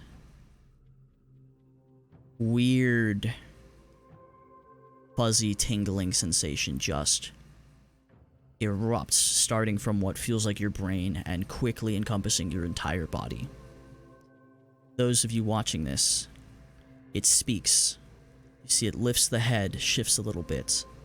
The eyes roll back and begin to glow this bright golden orange for maybe 2.5 seconds. The jaw unhinges wide. This moat little mote of light just kind of floats out. Gently, almost like a butterfly, gliding over, lands on Derek's forehead. And just almost melts into him. And then the body just crumbles.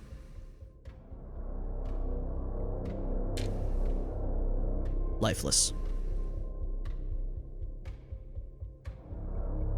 And Derek, the senses of your body return to you. And that was weird, and it's dead now. Yeah. It is very much dead now. That did I see the light go into my forehead, or I never You did saw not. it? You did not.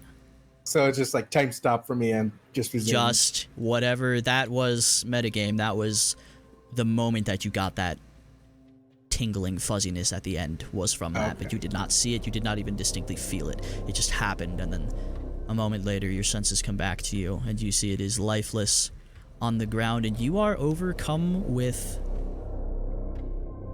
almost the feeling of like losing not quite a parent, but sort of like a very old uncle. Just devastating.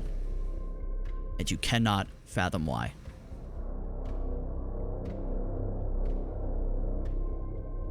That's strange. And I'm gonna say that's gonna be Derek's turn on this one, because he's gonna need a moment to react to that. Yeah, that's fair.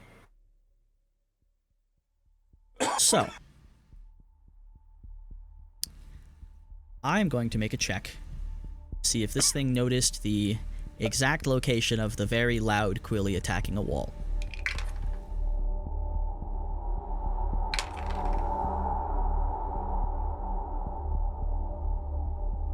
None of you explode, and you can see the form shifting slightly further away still, silently, other than just some clicks bouncing around the cave. And it is essentially going to be distracted long enough for the acid with Quilly's combined effort to erode enough of an opening that those of you still on the other side could, with some difficulty still, pull yourself with assistance from those inside through into the room, unless anyone does not want to. So, if you wish to stay on the other side, let me know in the next 10 seconds. Hell no. It's like, it's kind of nice in there. Get me through. I don't know. I don't know with you guys, you know? It's sometimes you get some crazy ideas. Before I go, Uh-huh. is the body of the serpent still there? It Or is. is it just crumbled into dust? And Okay, it's still there. as it has kind of collapsed and kind of unfurled a bit, you can see this thing definitely looked very sick. It's much thinner. You can see kind of bits of spine and bone almost. You're not really sure what is on the inside of this thing, but it doesn't look well. Okay, well, I'm gonna go walk up to it just quickly. Okay? I will say, every second you are out here is another second another thing might see you, so just so you know. Yeah. And then I'm just gonna look at the dead body, kind of hovering my blade over it just to get a good light of it, and then I'm just gonna say, in Celestial again, rest in peace, noble serpent. And then I'm gonna turn back and then go down the hole, the hidey hole. Okay. So with a very successful distraction, as this thing rolled like ass, thanks to disadvantage. Man, we lose Derek again. You will find yourselves. Oh, he's back. You will find yourselves into this room, and again, it's because I've forgotten at which point, Stan, you've been here. It's small. I guess medium-sized, still white, smooth stone room. There are 4 beds placed around, basic furnishings for keeping clothing and belongings. There's a door, wooden door, and above it is writing in Celestial, those of you who can read it. It is a little bit archaic, maybe some kind of old dialect. But It's like it says lead- Shakespearean-esque. a little bit, not quite so much, but it says lead with mercy, patience, and compassion. Inspire others to unite in fellowship. Aid those who are without guidance. Heal those who are without hope. I will send that in the journal. And that seems like a good time to take our break. We're an hour and a half in. Everyone's in the room. You haven't died. And so let me send that. Those are some words to live It was by. pretty dicey there for a minute. It was like, "Ooh." I don't know, but how could a man die better among the ashes of his fathers and the temples of his gods? That is fair. But But we will take a break. So we will be back.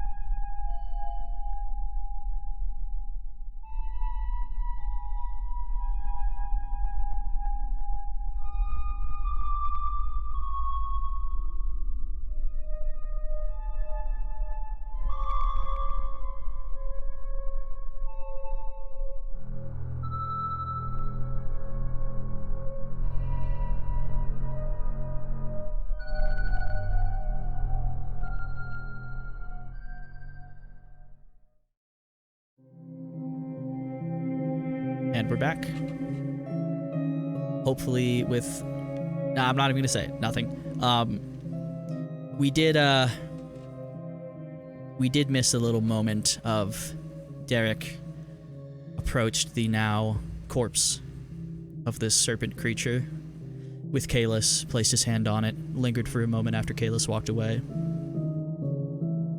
It's a good moment, so I figured you'd all like to hear it. And then he died, because, no. This is a new There character. you all are, in this room. And you see what you see around you. And all of you feel this... whatever weird warmth this is. Sort of embracing you. Sort of comfortably. But almost like the feeling of like a slightly unwelcome hug. It's just a little bit wrong, and you're not sure why. Destinia. I would love Constitution saving throw. Oh boy. Okay. Ooh. 9. You, after just a few moments inside, are suddenly overwhelmed by nausea and dizziness, and a headache so bad it feels like your head is actually going to erupt. And you collapse to the ground, vomiting a profuse amount of just brackish purple liquid. And it's beginning to leak from the eyes, the nose, the ears again. Who's closest to Tinny? You're all pretty close. This isn't a very big room. Okay, I'm gonna immediately try to go through Tinny's stuff to try to find one of those elixirs. Okay.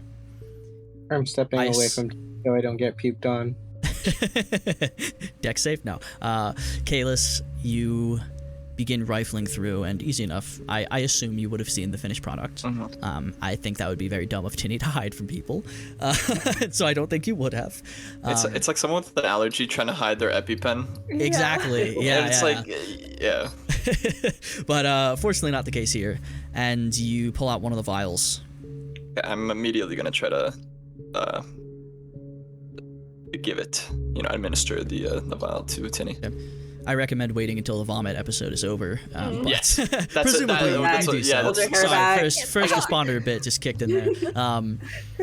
Well, that was presumably after. Yes. It just came out of me. Sorry, I didn't think you were that dumb. It was a reflex.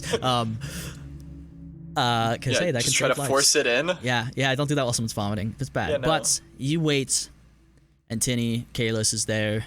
You smell the familiar mullein, and completely unnamed moss, and whatever it was. You smell the mixture, and it is presented before you. Assuming you accept it, and don't just like like angry toddler and no smack it. You drink it.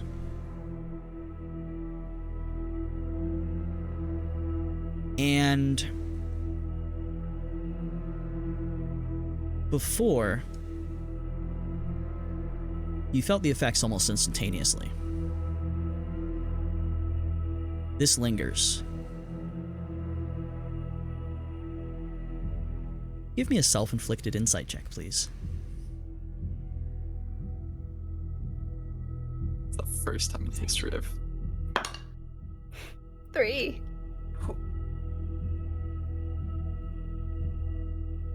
After better part of a minute, the nausea and the shaking from everything in your body tensing so suddenly, the bit of sweat that came across your brow in the process begins to fade just a little bit, but it's still present. Is it getting worse? Yeah. I don't I don't think the medicine helps as much the second time. Need to find this tear quickly.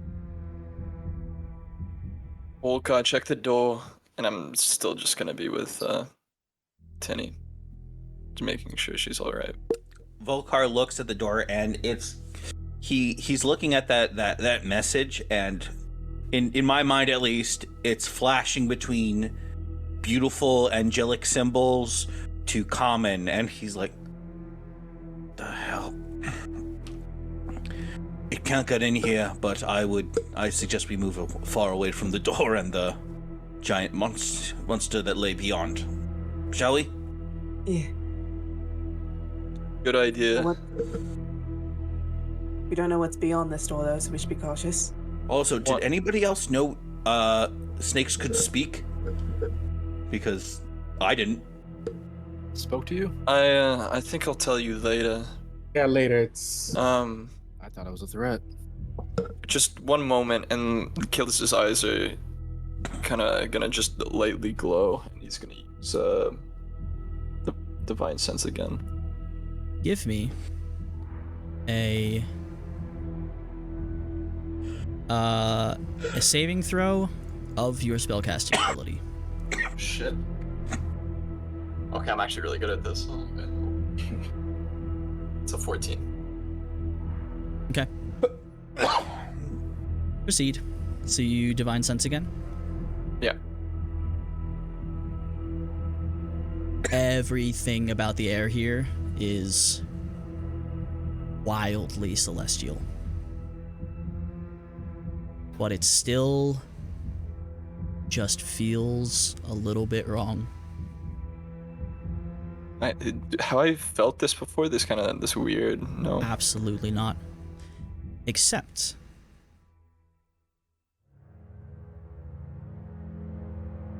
maybe you're reaching a little bit. The closest thing you've experienced to this was the moment just before Juniper was taken from you. It's maybe similar.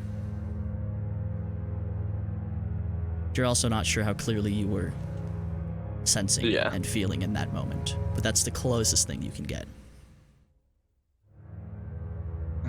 You need help to stand.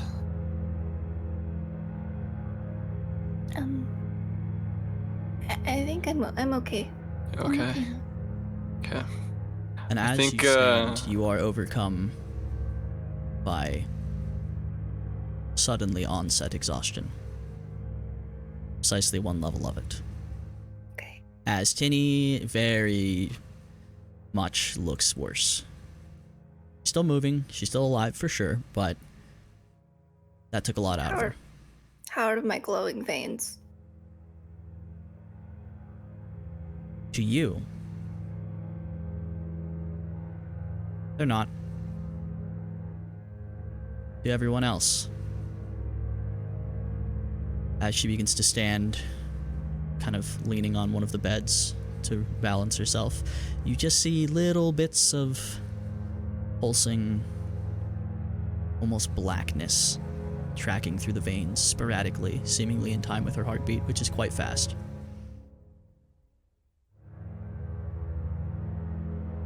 I say we get a move on. Yeah, it's best that we get through that door. Okay. Who is braving the door? And are there any further precautions being applied to it before it is opened? Pick up Milo, and I'm going to use him as a battering ram. No, I'm just joking. I'm gonna open the door. It's certainly not locked, and a quick glance from Milo, it does not look like it's trapped at all or anything like that, and you confidently throw the door open. And just curious, for my divine sense, it goes through anything that is not totally behind cover within the same radius. I'm pretty sure it goes through. It might go through the wall. You are sensing this beyond the wall. You don't sense any particular creature or individual. It's just everything around you. As soon as you cross this wall into this room, is just riddled with this. And looking out of the room is a very large chamber. It would be 40 feet wide and about 80 feet long. Very tall, maybe 50-foot ceiling. Very uniformly white stone across everything that you can see. Very finely made. There is a long white and gold carpet that bisects it, and also wraps around the perimeter of a fountain that stands in the center. And immediately a few things are notable to all of you looking. It is not lit in here. There's no lights. There's no source of light. Yet you can see. All of you. It's weird. You're aware that it's dark, but you can see. Looking at the fountain, you see there are two humanoid figures, sort of kneeled down, slouched over, leaning against it, head and arms kind of half submerged, half floating in the very, very green water. It looks almost identical to what was just in that cavern. From the center of the fountain is a statue in the visage of the Everlight. And just to show you the symbol for her. Oh, it's gonna be dumb, isn't it? It is. Anyway, there's the link. Sorry guys on stream. That is roughly the symbology used for her, although in this case the wings are a bit more uniform. They're kind of less almost shaggy as they are in that picture. The head is facing forward and it looks more human.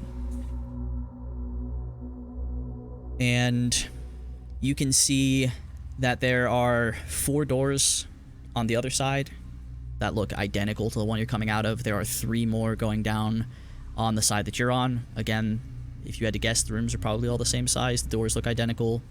The same writing is present on the outside above the doors as well. To your right side is the first sign of something being off here that you see visually. There was probably at one point a fairly large door and another large section of wall and some stained glass windows, but it looks like at some point something caved in, and there are some big rocks that have kind of tumbled in. Most of the wall is destroyed. You see bits of stained glass shattered on the floor. But far to the left side, all the way down this 80-foot corridor, you see this pair of probably 15-foot high, also white stone doors that have similar symbol to the top half of the statue finely carved in them, but they are slightly ajar at the moment.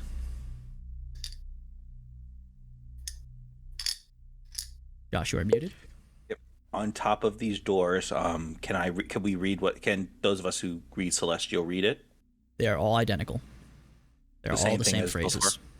And those of you who are reading it, give me history or religion checks. Whichever you would be more trained in, if that's relevant.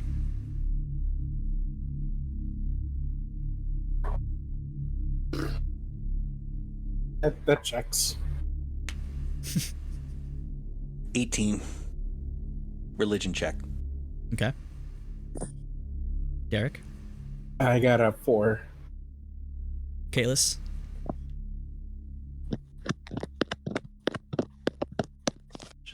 It's just a 14. Okay. Volkar, you're the first to place it. That's as obvious as it should have been, being in a former place of worship for the Everlight. These are most certainly repeated prayers or tenets of the Everlight. Most certainly. And they're just the same above each of the doors.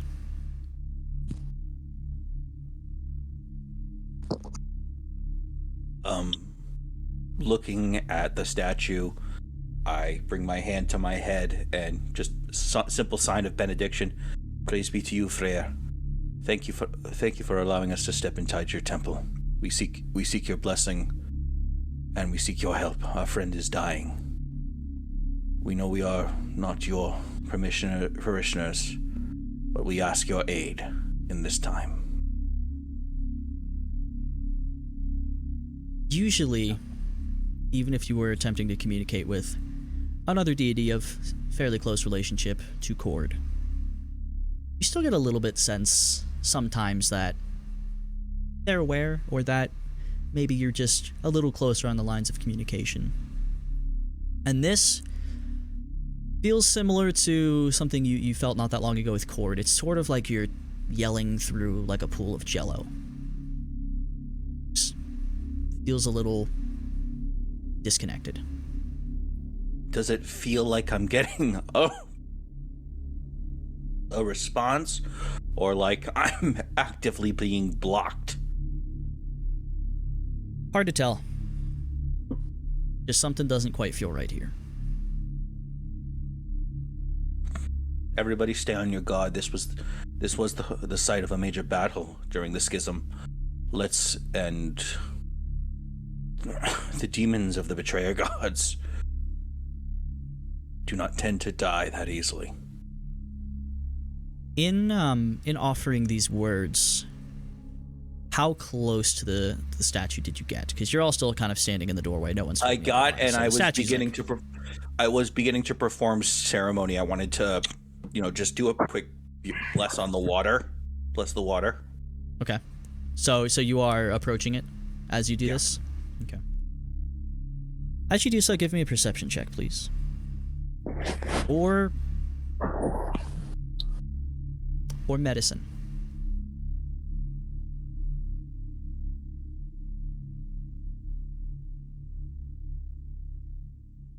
So that's 13. Of which one?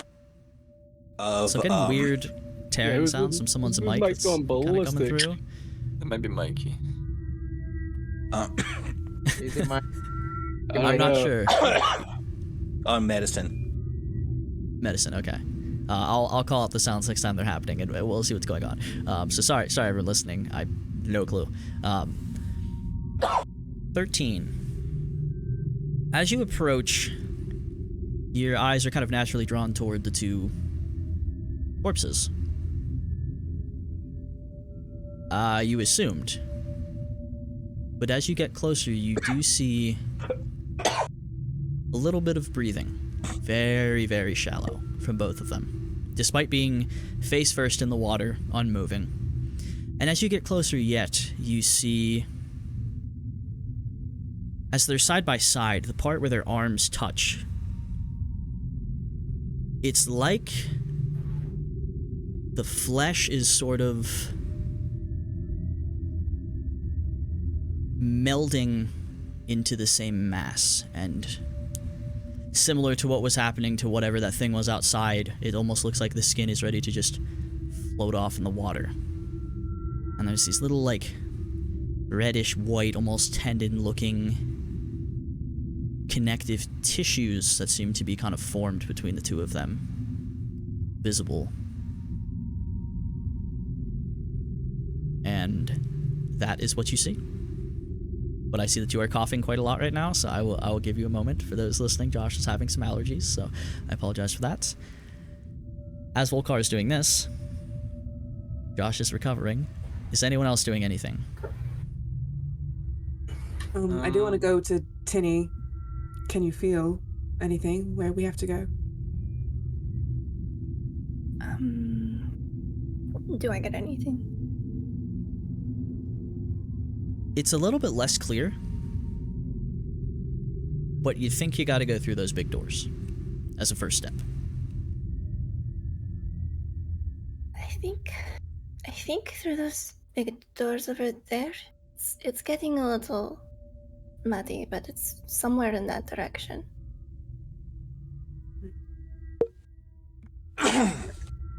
Wish we had more time to explore this place. I was about to say we might find some useful stuff in here. Not to mention that we should probably, make sure that our tracks aren't being followed. So this place gives me the creeps. I raise my hand. I'm like, shh. They're not dead. Who? Who's not? Toast? And I point down and very carefully, I want to try to ritual cast detect poison and disease. Okay. That is going to take 10 minutes to do so. And as Volkar sets up to do it. You know what? I'm going to do Yeah. a level 1. I'll pop that spell slot. Okay, give me a saving throw of your spellcasting ability.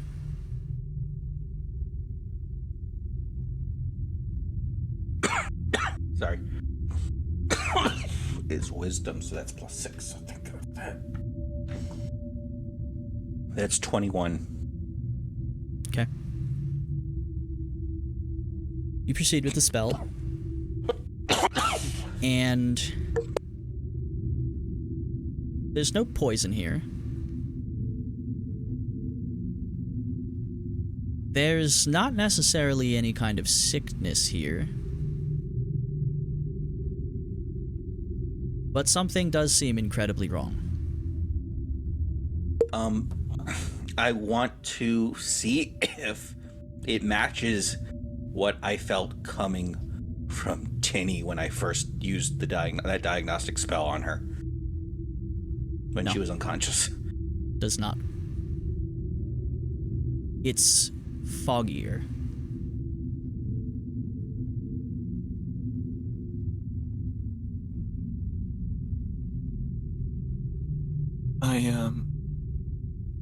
I definitely think we should check the other rooms before we move on, just to make sure that we cover our tracks. Make sure that Okay. nothing's in here. We don't have much time. I know. That's why we have to do it quickly. I don't like that there are corpses in a sacred spring. Something. Vow in a sacred spring. Yeah, well, Nothing I we can do think, about that. yeah, I think we leave them for now. Once we help Tinny, we should bury them, but Tinny comes first. Not even just bury them, emoliate them if we can. But they're not dead, you said. They're not alive either. Something is it's an infection. It's a magical infection. It's similar to yours, but different in a way that than I can explain. Well, let's It reminds me a lot of stick to the mission, that though. thing back there. Let's cross that bridge when we come to it. Yeah. Explore your rooms. We'll keep watch. Go in twos. And, I guess I'll go alone. No, I'll come to you. Well, we need to search the There's rooms 7 in of you. two. There's only 7 of us. Volkar will bring the Sorry. bodies with him. It'll be fine. Yeah. No. So before we I'm split not- off into pairs, just for the sake of keeping it, because there's 8 doors that seem to be these rooms. Let's say if you came out of number 1, it would be 1, 2, 3, 4 on the right side, and the left side would be 5, 6, 7, 8. Shit. Just so we can. I'm taking door number 2. Okay. I literally rolled for it. Cool. It's the closest one actually. So Theron heads off the 2. Who else is grouping up? How? Oh, Wait, are we buddy pairs? Is that what we're doing? Yeah, but Yeah. Seems to be. It's buddy pit. Yeah, I'm going solo. I'll go with Tinny. I'll go with Hang on, give me a sec. Guess it's me and Milo. Here we go. Okay, so Theron's alone. Volkar, Milo. No, I'm alone. Oh, you're alone. Okay. And I Sorry. think Derek's coming with me. Derek's coming with you. Okay, sorry. I got all the audio from everyone at the same moment.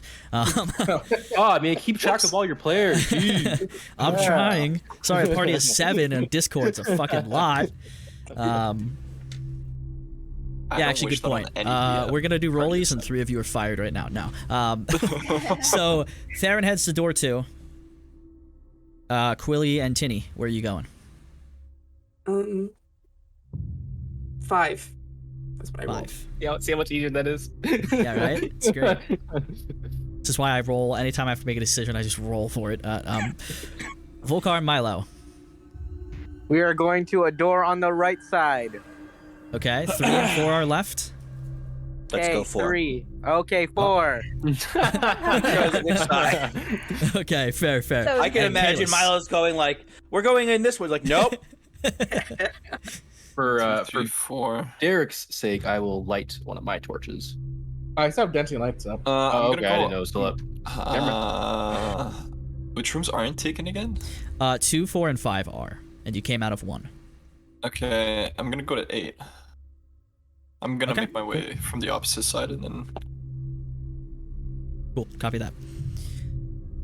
Theron and Derek peering into room 2. It is entirely empty. It is in a little bit worse shape than the other one. Looks like one of the beds is actually like destroyed, just like the frame's like smashed. But other than that, it's empty. Room 4. Volkar and Milo. Same thing, only in perfect condition. Empty, no sign of anything. Room 5 on the other side. As the two of you approach the door,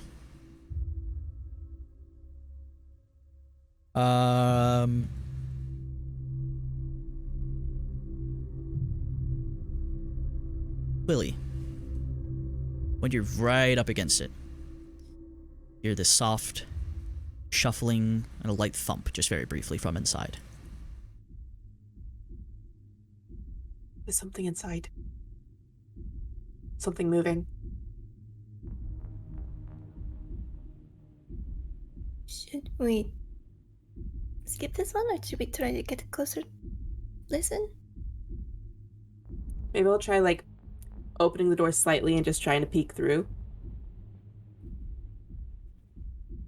As you peek through, you see looks like part of a horse head, some feathery wings, some amount of gore and blood around on the floor, not fresh by any means. And that's what you get from the crack. It's a dead horse with wings. Nobody show Kalis.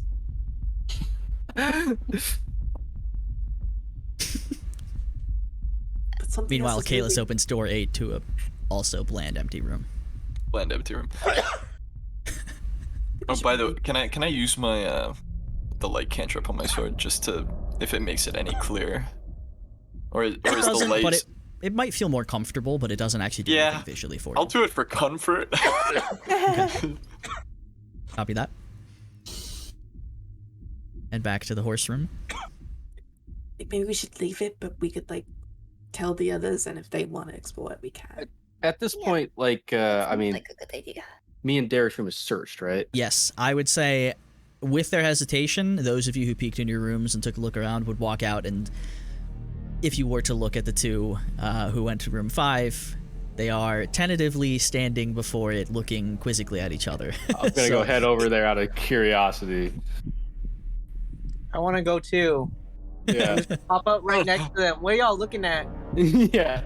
Well, take a look for yourself. It's kind of gross, Kind of gory, but old gore. It's not fresh. but we heard something. Yeah, there's something moving in there. I swing the door wide open. Fucking course.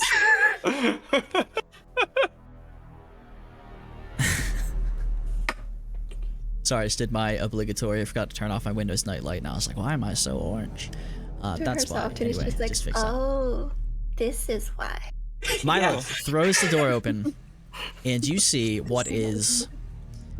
Those of you who would know what a Pegasus is, but just because it's instead of explaining what it is this emaciated, what was probably stark white, but is now just kind of stained reddish, brownish for the most part, winged horse laying on the ground.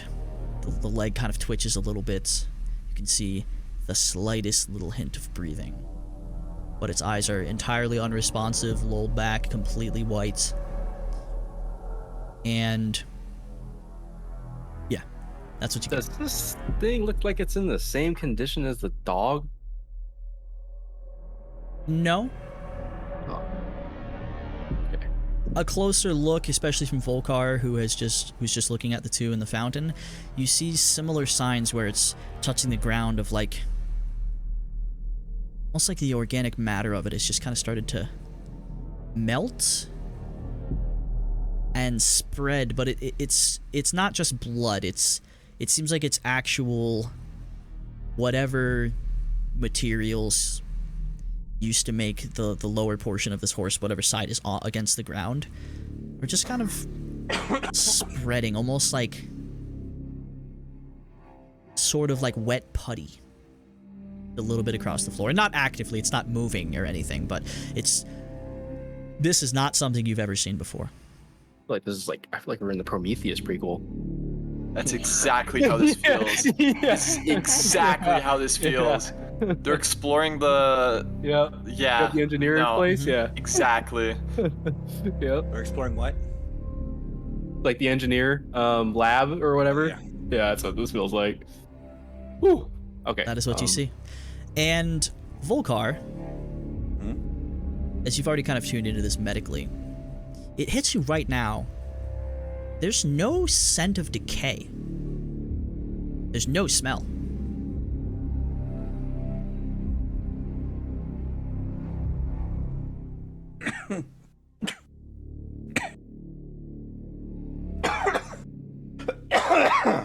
Something is very, very wrong here.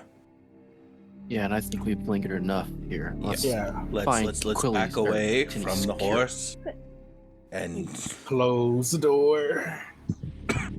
Or just gonna leave it. Is there anything else you want to do with the half-dead Pegasus? I didn't actually. Why would you ask that question? Why would you ask that Kalis question? didn't join, of him? actually. I didn't join. I actually, as they're doing that, I'm going to the other room. Yeah. Across from I'm going to 7. Checking that out. This one actually has something in it. Some destruction for sure. Seems that just about all the furniture in here was just shattered apart. There's some impact, maybe a scorch mark, hard to tell at this point, against the wall. And 3 separate pieces of what was once probably the same body. This is mostly skeletal, but a closer look would show the same weird putty-like pooling around Humanoid? it. Humanoid, yeah. Certainly human-sized. And that's it. That's all. Yep. Okay. Searching throughout the room. Okay, bit off-putting, but I guess next room, and I'm gonna look at 6. Okay. I'm rushing through these rooms. I want to get the fuck out of here. Spoiler alert, the rest of the rooms Nothing. are nothing of note. Various destruction in a couple of them, but for the most part, they're fine. And Tinny, as the others begin to withdraw from the room and shut the door, you find yourself lingering, staring at it. It's a couple moments after the door shuts. And you get this sudden wave of vertigo. And it feels like... How do I describe this? You know in a low-quality video when someone moves quickly? This is kind of happening with my hand, and you can see iterations of it. Like blur. It feels like you're falling, but blurred iterations of you, multiple at once, and you're getting the sensations. And it's just a couple seconds. And as it stops, you just get a flash of the image of this Pegasus. And for a moment, you sort of feel like you're like just drooping down to the ground, and you come back, and no one else even sees anything notable from Tinny. That actually all happened in about 1.5 seconds. But at this point, Kalis has searched, well, you've all searched all of the rooms here. And what would you like to do now? Kalis is gonna walk up to the big ass door, and he's gonna call out to the rest. I think it's time to move on. If you guys are ready, there's nothing in the rooms. Let's get out of here. Your voice echoes around the hallway and the chamber you're in, being empty and large as it is. Stepping out into the hallway, or glancing out, you would say. So I'll orient this in a way that'll be easiest. So you've essentially, these are not the actual directions, but this will just be easy. So you've come out the door at the south of that room. So you're facing south right now, okay? And on would be the west side of this hallway. There is, you can see the beginning of a staircase that looks like it's going up around the corner. About 30 feet down from you, you see this sickly, emaciated humanoid standing,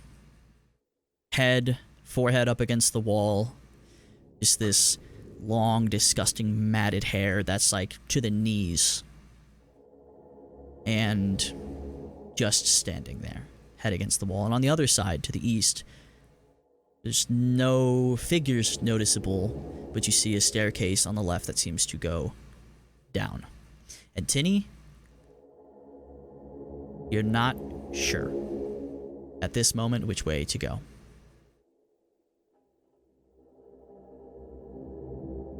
Who wants to joke?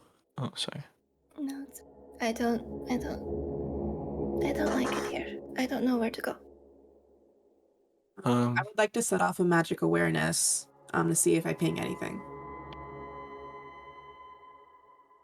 Other than the vague sense of a similar, like, foggy, celestial magic sense of the air here, and, like, the construction of the very place, nothing else stands out to you. Nothing within 60 feet yet. Nope, other than the hot spot that is your group. So we go downstairs. I want to investigate the dude who's chilling with his forehead on the wall. Okay. Yeah, he's just... Me too. So, just gonna, the two of you know, approaching. Unless anyone else speaks up, I'll assume the rest of you are chilling by the door. The entrance to the hallway. Open As soon as you hand. get close. There were 3 of us, no? 3? Is it I'll me? follow them. Yeah. Okay, wait. I see a thumbs up from the struggling Josh. Okay, so the 4 of you now with Quilly, Tinny, Kalis, Volcar, the Red Bull, Royal Boys, and Tinny. That's it. As you get closer, same thing. If you look real hard, you can see the slightest hint of breath. And you can't tell if this was at some point male or female. It seems that the same weird melting putty phenomena is happening. And you see like these little almost like cilia like fingers sort of at the edge of it that are kind of like pointed over toward where the stairs leading up are. Just a few of them, like little vines almost, but very much out of the same goopy muck. And the figure is completely unresponsive, just head against the wall. Would easily be mistaken for undead, to be honest.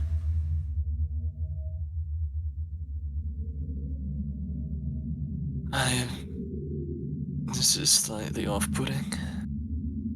Slightly. Yeah, It's supposed to be a place of magic and healing and celestials. Yeah, this doesn't feel like a very goddess of light vibe.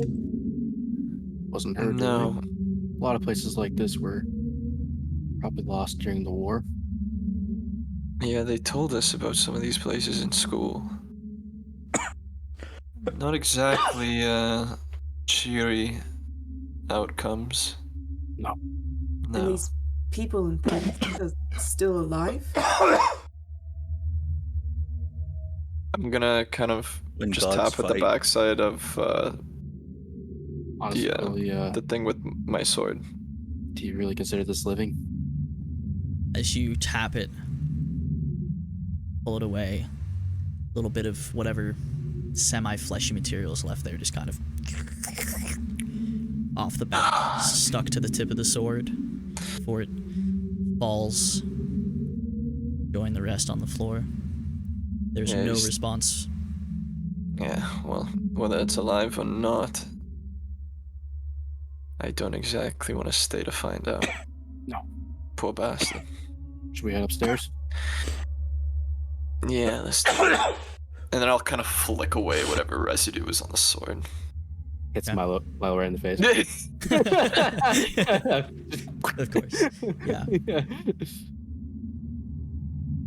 Do you This is begin to turn the corner, looking up the stairs?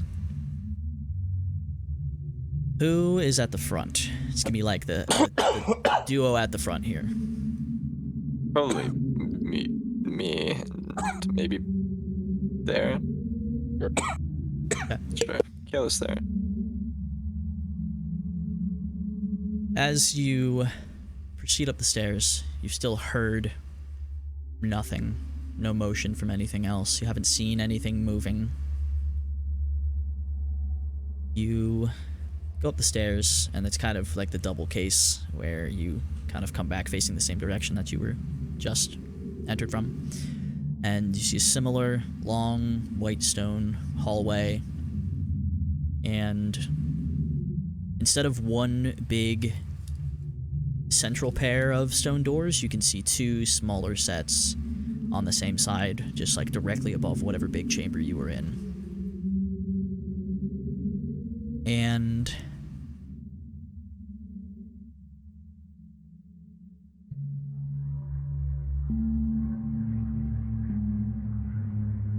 sorry, I'm thinking. Both of you give me perception checks, please.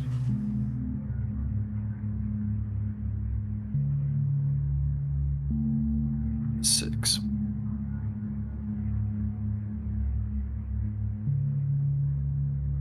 What'd you get, Blair? Oh, let me see. Yep. Yeah. Sorry. Both of you. Yep, you're good. Oh. 10. And okay. Yep, you see a hallway, you see two doors. Two sets of worst doors that alpha. both seem to be closed. Any writing? Or is it blank this time? There's still similar writings. There's been a couple variations. Kind of out in the lower hallway and up here of what seem to be the same prayers and tenets. There's one that's essentially about like pretty much like smiting the wicked, also added in there a couple times, but it seems to be less prevalent than the others. Still lots of symbology of the Everlight all around on every door. And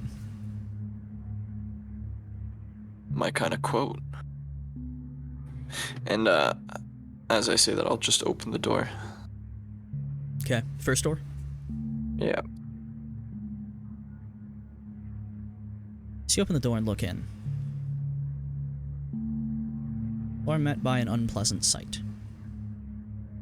This appears to have been some kind of large kitchen food preparation area.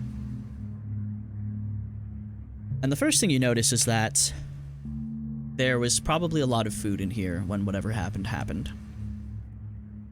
And it seems to all have just puttyified as well.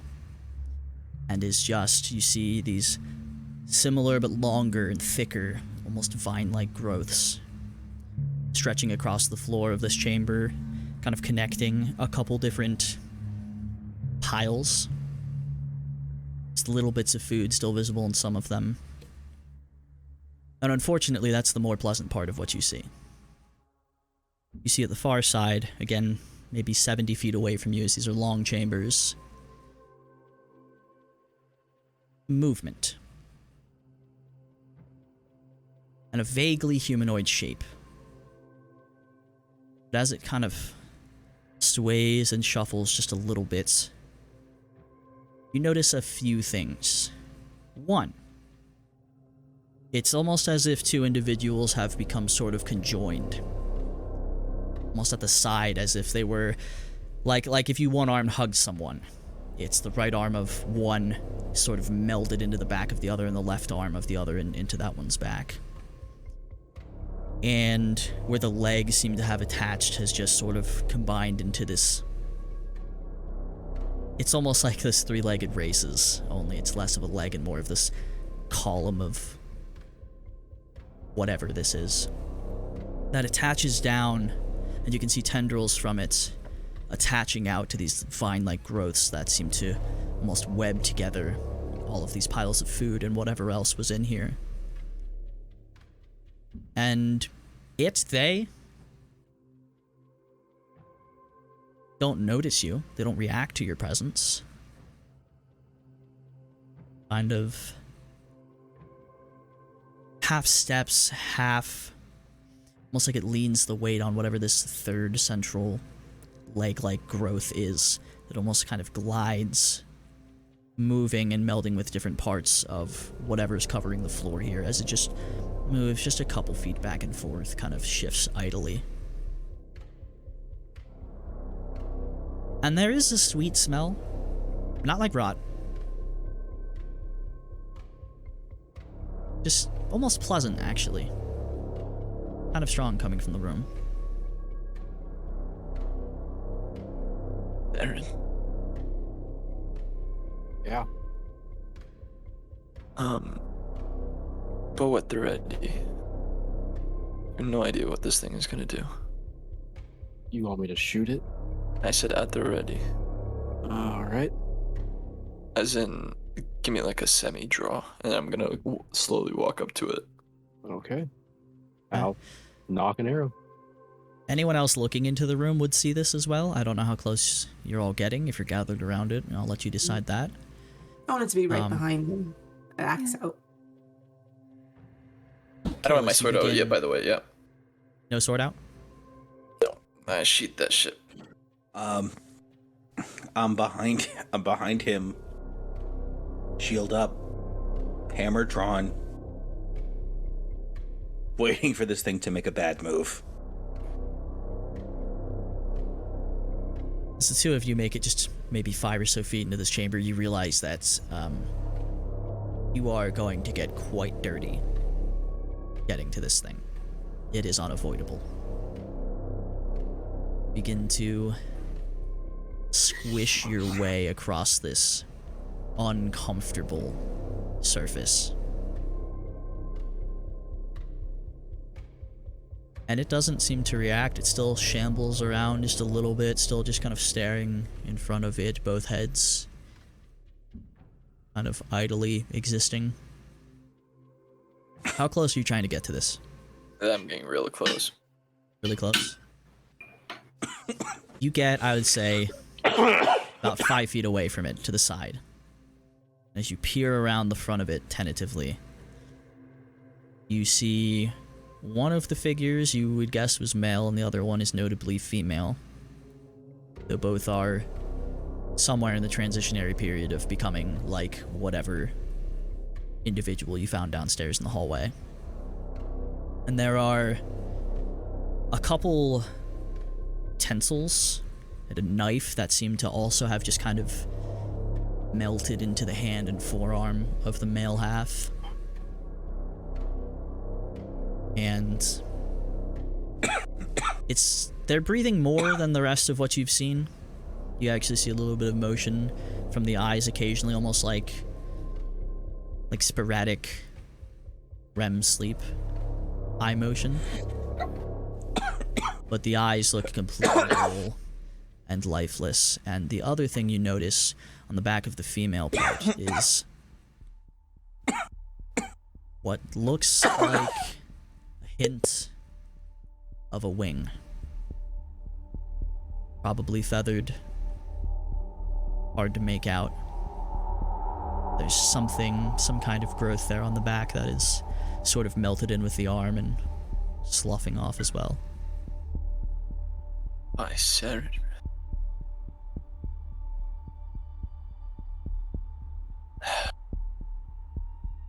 Brother, sister, what has been done to you? And can I try to meet the eyes? See if I can hold a glance. You can meet the eyes, but the eyes do not seem to meet you. There's a couple moments where they just maybe through happenstance just sort of meet your gaze. There's no hint of recognition. There's a moment where there's some kind of grumbling vocalization from somewhere in one of them. It's not a word. It doesn't seem linked to anything, any stimulus. I'd like to try something. What is it, Volca? Well, kind of like. It's Sorry. like I need a lozenge. Yeah. I do need lozenge, but Yeah, I'll look to Volca. What did you want? Josh, if talking is gonna be too difficult, you can literally type it in chat what you want to do, and I'll just read it out. If it is to that point, or is I'm good. very uncomfortable. It comes and goes. I'd like to cast Lesser Restoration. Okay.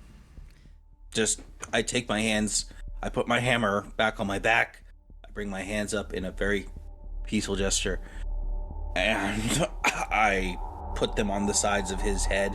I know I connect with whatever this is. You reach out, placing your hands on either side of the closest head to you. And the first sensation is incredibly unpleasant. I'll spare the details, you can probably imagine. As the eyes just kind of wildly dart around occasionally. I would love another saving throw of your spellcasting ability. Sir? At disadvantage. Okay. Don't forget your D8. Those do exist. So that was a 19.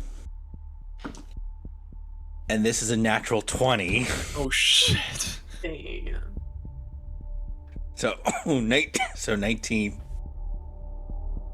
You stop for a moment Plus and my- you try to will this. And there is now a very clear sensation of resistance. Not from whatever being you are using this on. You can't place it, but there is something incredibly oppressive. It seems to be almost lurking behind you as a feeling. But you I'd like manage... to imagine Go ahead. I'm vocalizing something's fighting me. And I'm imagining I'm trying to tear him away from, or it, away from whatever is holding him. And there's a warmth and a light again from your chest with your Iron Man beam. And it reaches outward with divine magic.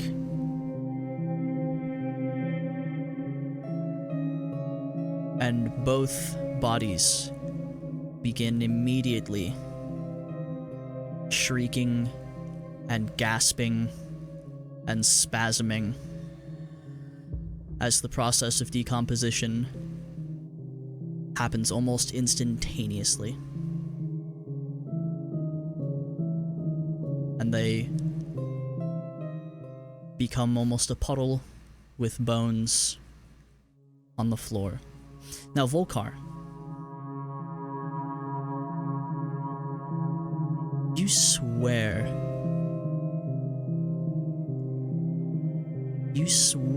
just at the end that you got the feeling, a similar feeling to, let's say, if you had helped someone in passing and a month later a thank you note shows up in the mail for you. Just something not necessarily good, but some level of thankfulness.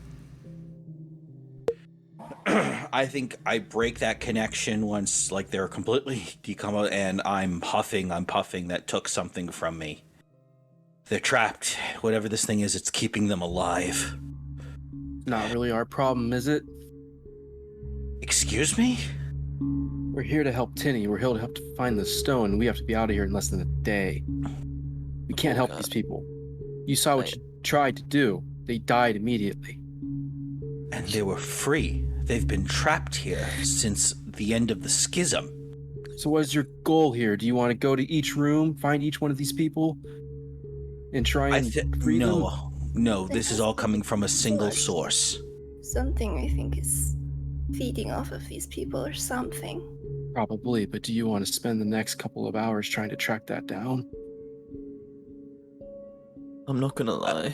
I point at the wall where the words are. Lead with mercy, patience, and compassion. Inspire others to unite in fellowship. Aid those who are without guidance. Heal those who are without hope. We stand in a place dedicated to those words. I lost my honor once. I will not do so again. Well, Garth, they're already help dead. these people in time, but frankly, we're running out of it. Exactly. If We this still thing, need to find the stone, and we still need to find a way out of here. well, Okay. Can If- continue down and inspect the red webbing that's kind of covering stuff. Sure. What are you inspecting it for? If it's organic, if it's like moving, alive, connected to things, if it's part of something bigger. Sure.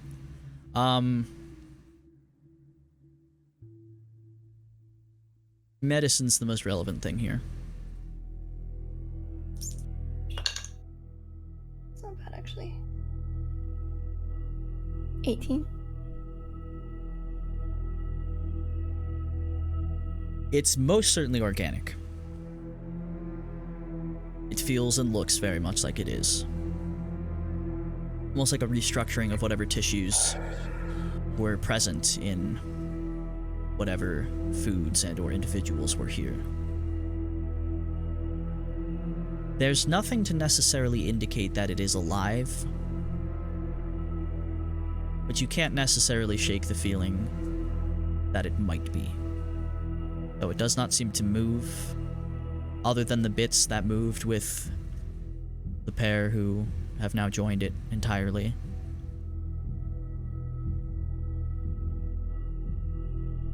Well, kind of the best thing that we can hope for is that the tier that we're trying to find for Tinny, it'll lead us right to the source of this. That's the best we can hope for. Otherwise, we can't stay and then try and engage whatever's out there. People are trying to come into this place. You are right. We have to find the cure for Tinny first. Afterwards, we have to warn them not to open this place. Or to open this place with an army. Something is very wrong here. We could pass that on to Zentha. Yes. But first, Tinny.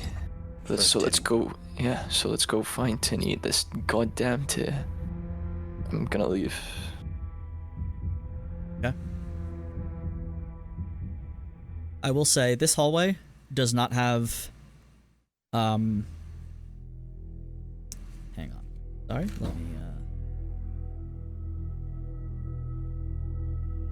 correction. On the other side of this hallway, on the far side, there are more stairs leading up. There is the other door that has not yet been looked inside of.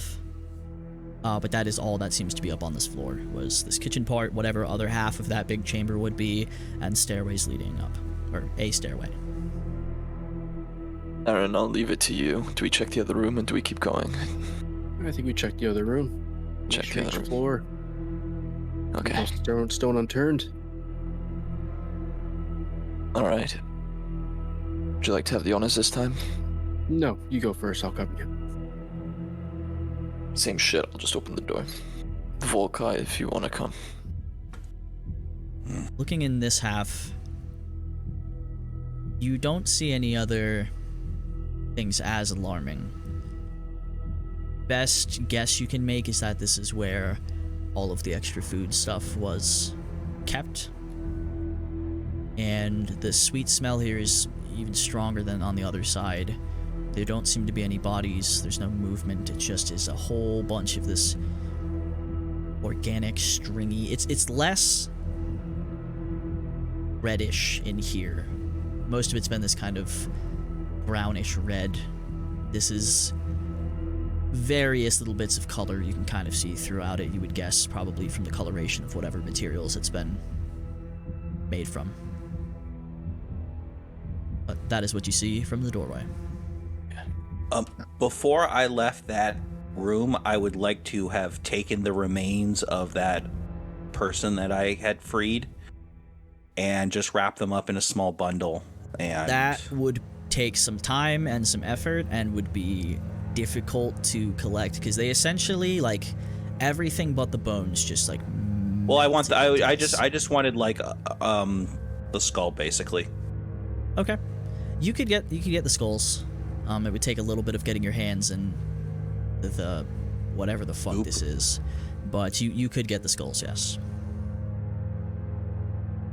Just put a cloth over it and put it in my bag. Well, since we're done here, I guess on we go. I'm gonna grab Kalis by the arm. You need to talk to Volkar. He is wasting valuable time. We shouldn't stay down here any longer than we have to. Yeah. Let's I'll talk to him. All right, let's head on. But yeah. As the two of you are looking in the room, those of you out in the hallway, you notice that some of these kind of viney growths actually come out from the door frame, kind of go down along the side of the wall, curve up, seeming to go up the stairs, some actually kind of coming down to the floor.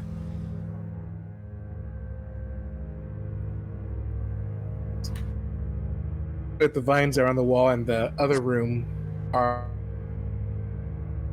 Oh no. Oh no. Not mid-sentence. Oh, as soon as he tries to talk. okay. Wait, you're moving. Say it again. Please work. God damn. If you hear, type in chat, please. Oh no. Oh, he's moving again. Oh, Right? there we go. I think it's when I'm talking. No, you're good. You're good. For Okay. now. Okay, I do hear you. Try again. Okay. So. Based on that. Oh. Wait, I hear you. Still here. Getting whiplash. One more try and then type. We will Okay, no. we'll get this sentence out. Get rope aboard. Okay. Okay, so basically, I'll send a message to Kate. Oh no. Oh man, I think you should type it. I think you should type it. Yeah. Just type it. Just Type type it. it. It's giving up on you. I'm sorry, man.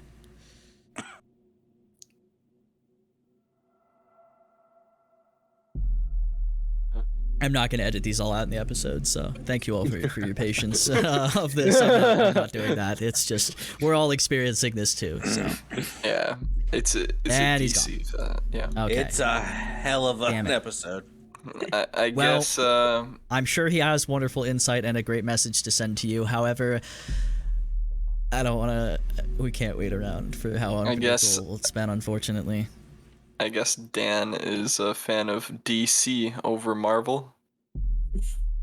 Terrible. You just gotta get that one dad joke in an episode. I swear, you're just hitting a quota. I'm not going to respond to it. What's it doing? No, the smile is already a response. Continuing to the stairs. Okay, yeah, continuing to the stairs as the kind of vine grows. Cool.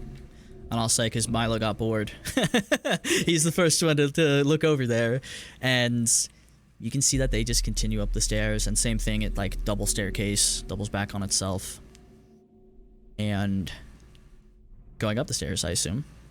Are these stairs more or less intricate as opposed to the ones that we've kind of found earlier, like white stone, or is it just keeps the same consistency? Everything here is this solid, smooth white stone. Like Okay. very pragmatic, still nice to look at, but just very, very practical. Is it like marble or just white stone, like a bleed? Kind of hard to tell. Doesn't look like marble, but it is very evenly white. Yeah. But, I guess we move on. And as we move on, I'm actually gonna, as we're walking, I'm gonna kind of, lean over to Volkar. And I gotta say, here's the thing: we have to be pragmatic here. I understand you are unbound to make a good decision on behalf of your god here and on behalf of Ray as well, but we have to be pragmatic. Okay? I promise you that we will get whatever is, and this is as we're walking, by the way, we will get whatever is, I don't know what's doing these vines, these whatever, but I promise we'll get it. Just you have to bear with me, bear with Darren right now. This is all for the good of Tinny. Okay? Speaking of Tinny, this moment the group has come to the top of the stairs. And down another similar hallway. This one's actually longer, and there are some similar doors to the wooden ones that you had been checking earlier. 4 of them going down the hallway, and then another sharp 90-degree turn at the end. And Tinny, as you get up here, you get another sudden wave of nausea. Anything you might have been holding, you just immediately drop to the ground. And arms kind of limply at your side start muttering incoherently under your breath. Start walking down the hallway. And your experience of this is suddenly, you know, whoever has been pulling you is close. And it is talking very strongly to you in whatever way it does so. And to everyone else, Tinny, kind of from the middle of the pack, just drops whatever she was holding and just begins to walk forward. Quilly? Or Tinny. Tinny? Sorry. A lot of E's. I know. I made the same mistake earlier. I know. Tinny? I think we're close. And after... She doesn't respond to the name, right? She doesn't It's incoherent. Okay. Yeah. I don't exactly think, and I'm gonna kind of walk up, I don't exactly think we should leave her on her own going up to... And then I'm gonna basically keep beside Tinny moving forward. Can I run ahead? I want to look at Tinny's face. What is she looking like right now? Very focused, but pale, and all around her eyes, all of the veins in her face going down her neck are completely black, to the point where even the whites of the eyes seem to be turning this dark purple. But her eyes look focused and clear, and you are walking with a purpose. I'm a bit worried, but we'll follow. Yeah. As much as we can do, unless we tackle her. You're I'll free do to it. try. Do it. You're free to try. I won't stop you. As he says, I do it, Kalos pulls his sword, points it at him, it's like, not this time. Don't you fucking try. And as you all walk, following Tinny's slightly faster pace, she's not running or jogging or anything, you come around the corner, and I will say, as you've been going down the hallway, these vines, we'll call them, that came from the stairs have continued, and you see little more bits of matter poking out from around doors of 3 of the 4 doors, kind of joining in with them, and it starts to spill out across the floor. And as you come to the end of this hallway and you turn, you see about 20 feet in front of you, it opens up into this really, really tall, but not as big overall as like the first chamber with the fountain. And from where the hallway on the other side meets this, there's also other large growths, vines that just crawl across the floor. And looking into this big chamber to where Tinny's focus is entirely at this moment, there's another large set of stone doors. These are probably about 30 feet. Massive. A phoenix-like depiction of the Everlight is barely visible behind the trail of matter. which is tracked across the doors that are both pulled about halfway open towards you. And Tinny, at this moment, your senses come back to you. You now feel liquid from the eyes, the ears, the mouth, the nose, just a little bit. And you to go in those doors. You are scared now. Looking at this, you're probably pretty freaked out about this, but whatever is pulling you is really pulling you. Should I try and break whatever connection like I did with the corpse person? No. I think this is different. Yeah. It's this way. Head up towards the doors. I just want to stay close to her. Tinny, just know we're behind you, okay? I know. Good. As you begin to approach the door, you see behind you in this first chamber, not behind the doors, this looks like this was probably an actual room of worship. There's remnants of what would be cushions, prayer cushions and mats, and kind of pew-like benches around, and mostly broken, shattered, or in some cases almost maybe defaced relics, small statues, depictions of the Everlight herself. You imagine some holy texts that have been torn asunder and scattered around. And to what would be, given how we're oriented south of you, you can see a massive, like probably 50 or 60 foot tall door. Again, similar in construction, but this one's actually kind of fancier. There's big swirling pillars around it, and that is not the door you're heading to. You have no idea what's on the side of that. You're heading to the smaller but still quite large 30 foot or so tall ones. And all of you looking inside of this room see it's square. It's about a 60-foot square, maybe about 20 feet high. Different shape than you've seen for the rooms so far in here. And I will start with least notable to most notable for descriptions, so I don't forget the small stuff. On either side of it, there are 6 evenly spaced stone pillars similar to the ones that you see behind you, but smaller. In the center of the room is a similar looking statue to the one in the fountain below, but it's a little bit taller overall. It's about 10 feet high, and it's just like ribcage up of the Everlight. Probably at one point quite beautiful. However, now, as it is behind what can only be described as a swamp-like room of organic materials in this putty-like formation, covering thickly at least 8 or 9 inches across the entirety of the floor almost. Splayed out before this statue, tendrils kind of wrapped up around the back and side of it up to the face. And atop the forehead of this depiction of the Everlight is one large, 2 round, pupilless eye to be humanoid, unblinking, frantically looking around. And there are these tendrils kind of wrapped up around it, and it's covering kind of the bulk of the face of the statue. Standing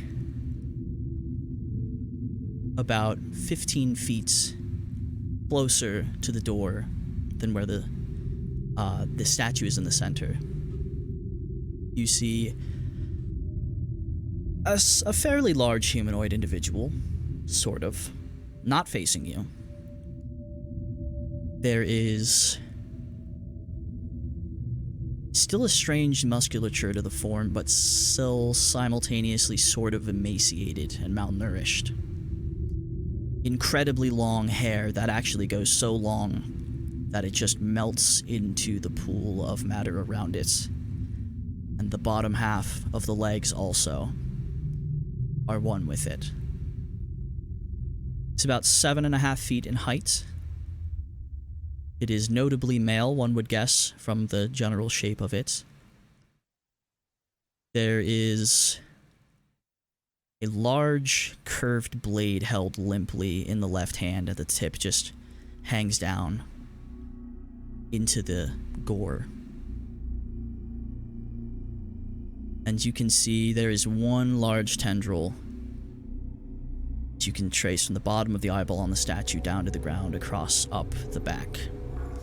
And this figure turns to face you, and you see a similar large eyeball, almost like face hugger, wrapped around the face, unblinking, frantically looking around as it turns toward you. It's hard to tell the attention of either of the eyes, as they are almost vibrating. They're moving so fast and frantically. And as it turns, you see in the statue, held in the hands before her chest, is this large, roughly spherical, pulsing, writhing mass that is entirely unrecognizable, other than bearing similar characteristics, whatever is covering the floor and these tendrils. And as it almost beats arrhythmically, you see little pulses of energy, dark, still sort of radiant, go down through the tendril attaching to the eyeball on the face of this figure, and the eye almost seems like it would blink if it could, but there's whatever veins or structures are in there, there's another pulse of, not quite like what's happening with Tinny, but closer than what is comfortable. Just kind of radiates outward, and the same thing from the one on the statue.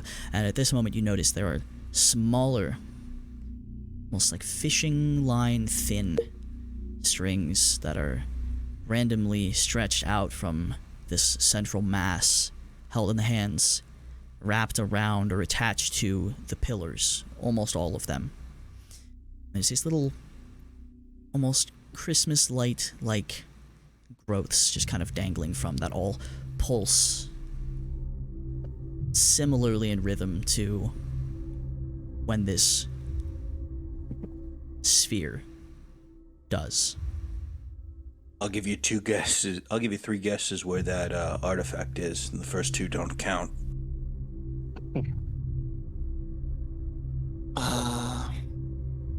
I think I like your odds.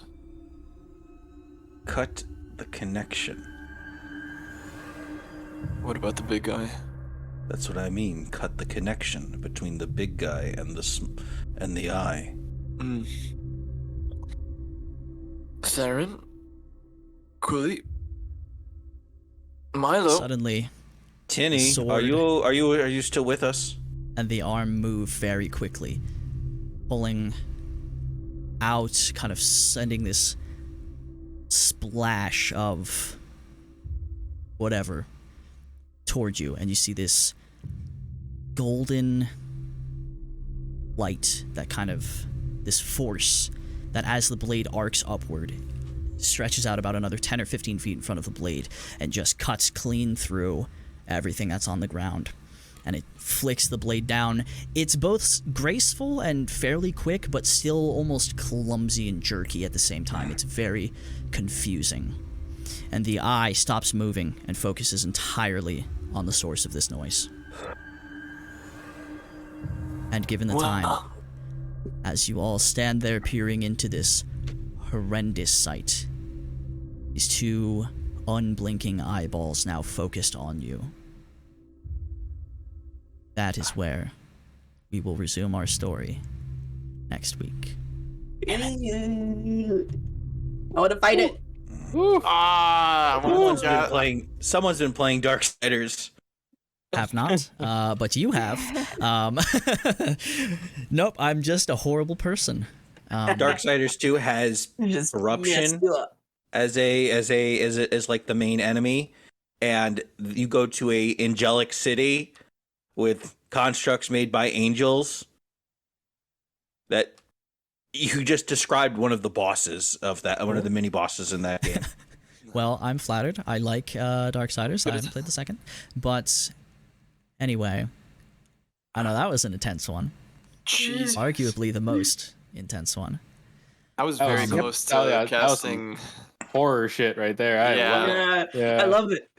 We're not out of it yet. So thank you all for watching and or listening and supporting the show. We will see what happens next time in this nightmare scenario. So happy gaming. Hopefully happier than this. And we will see you next week. See ya.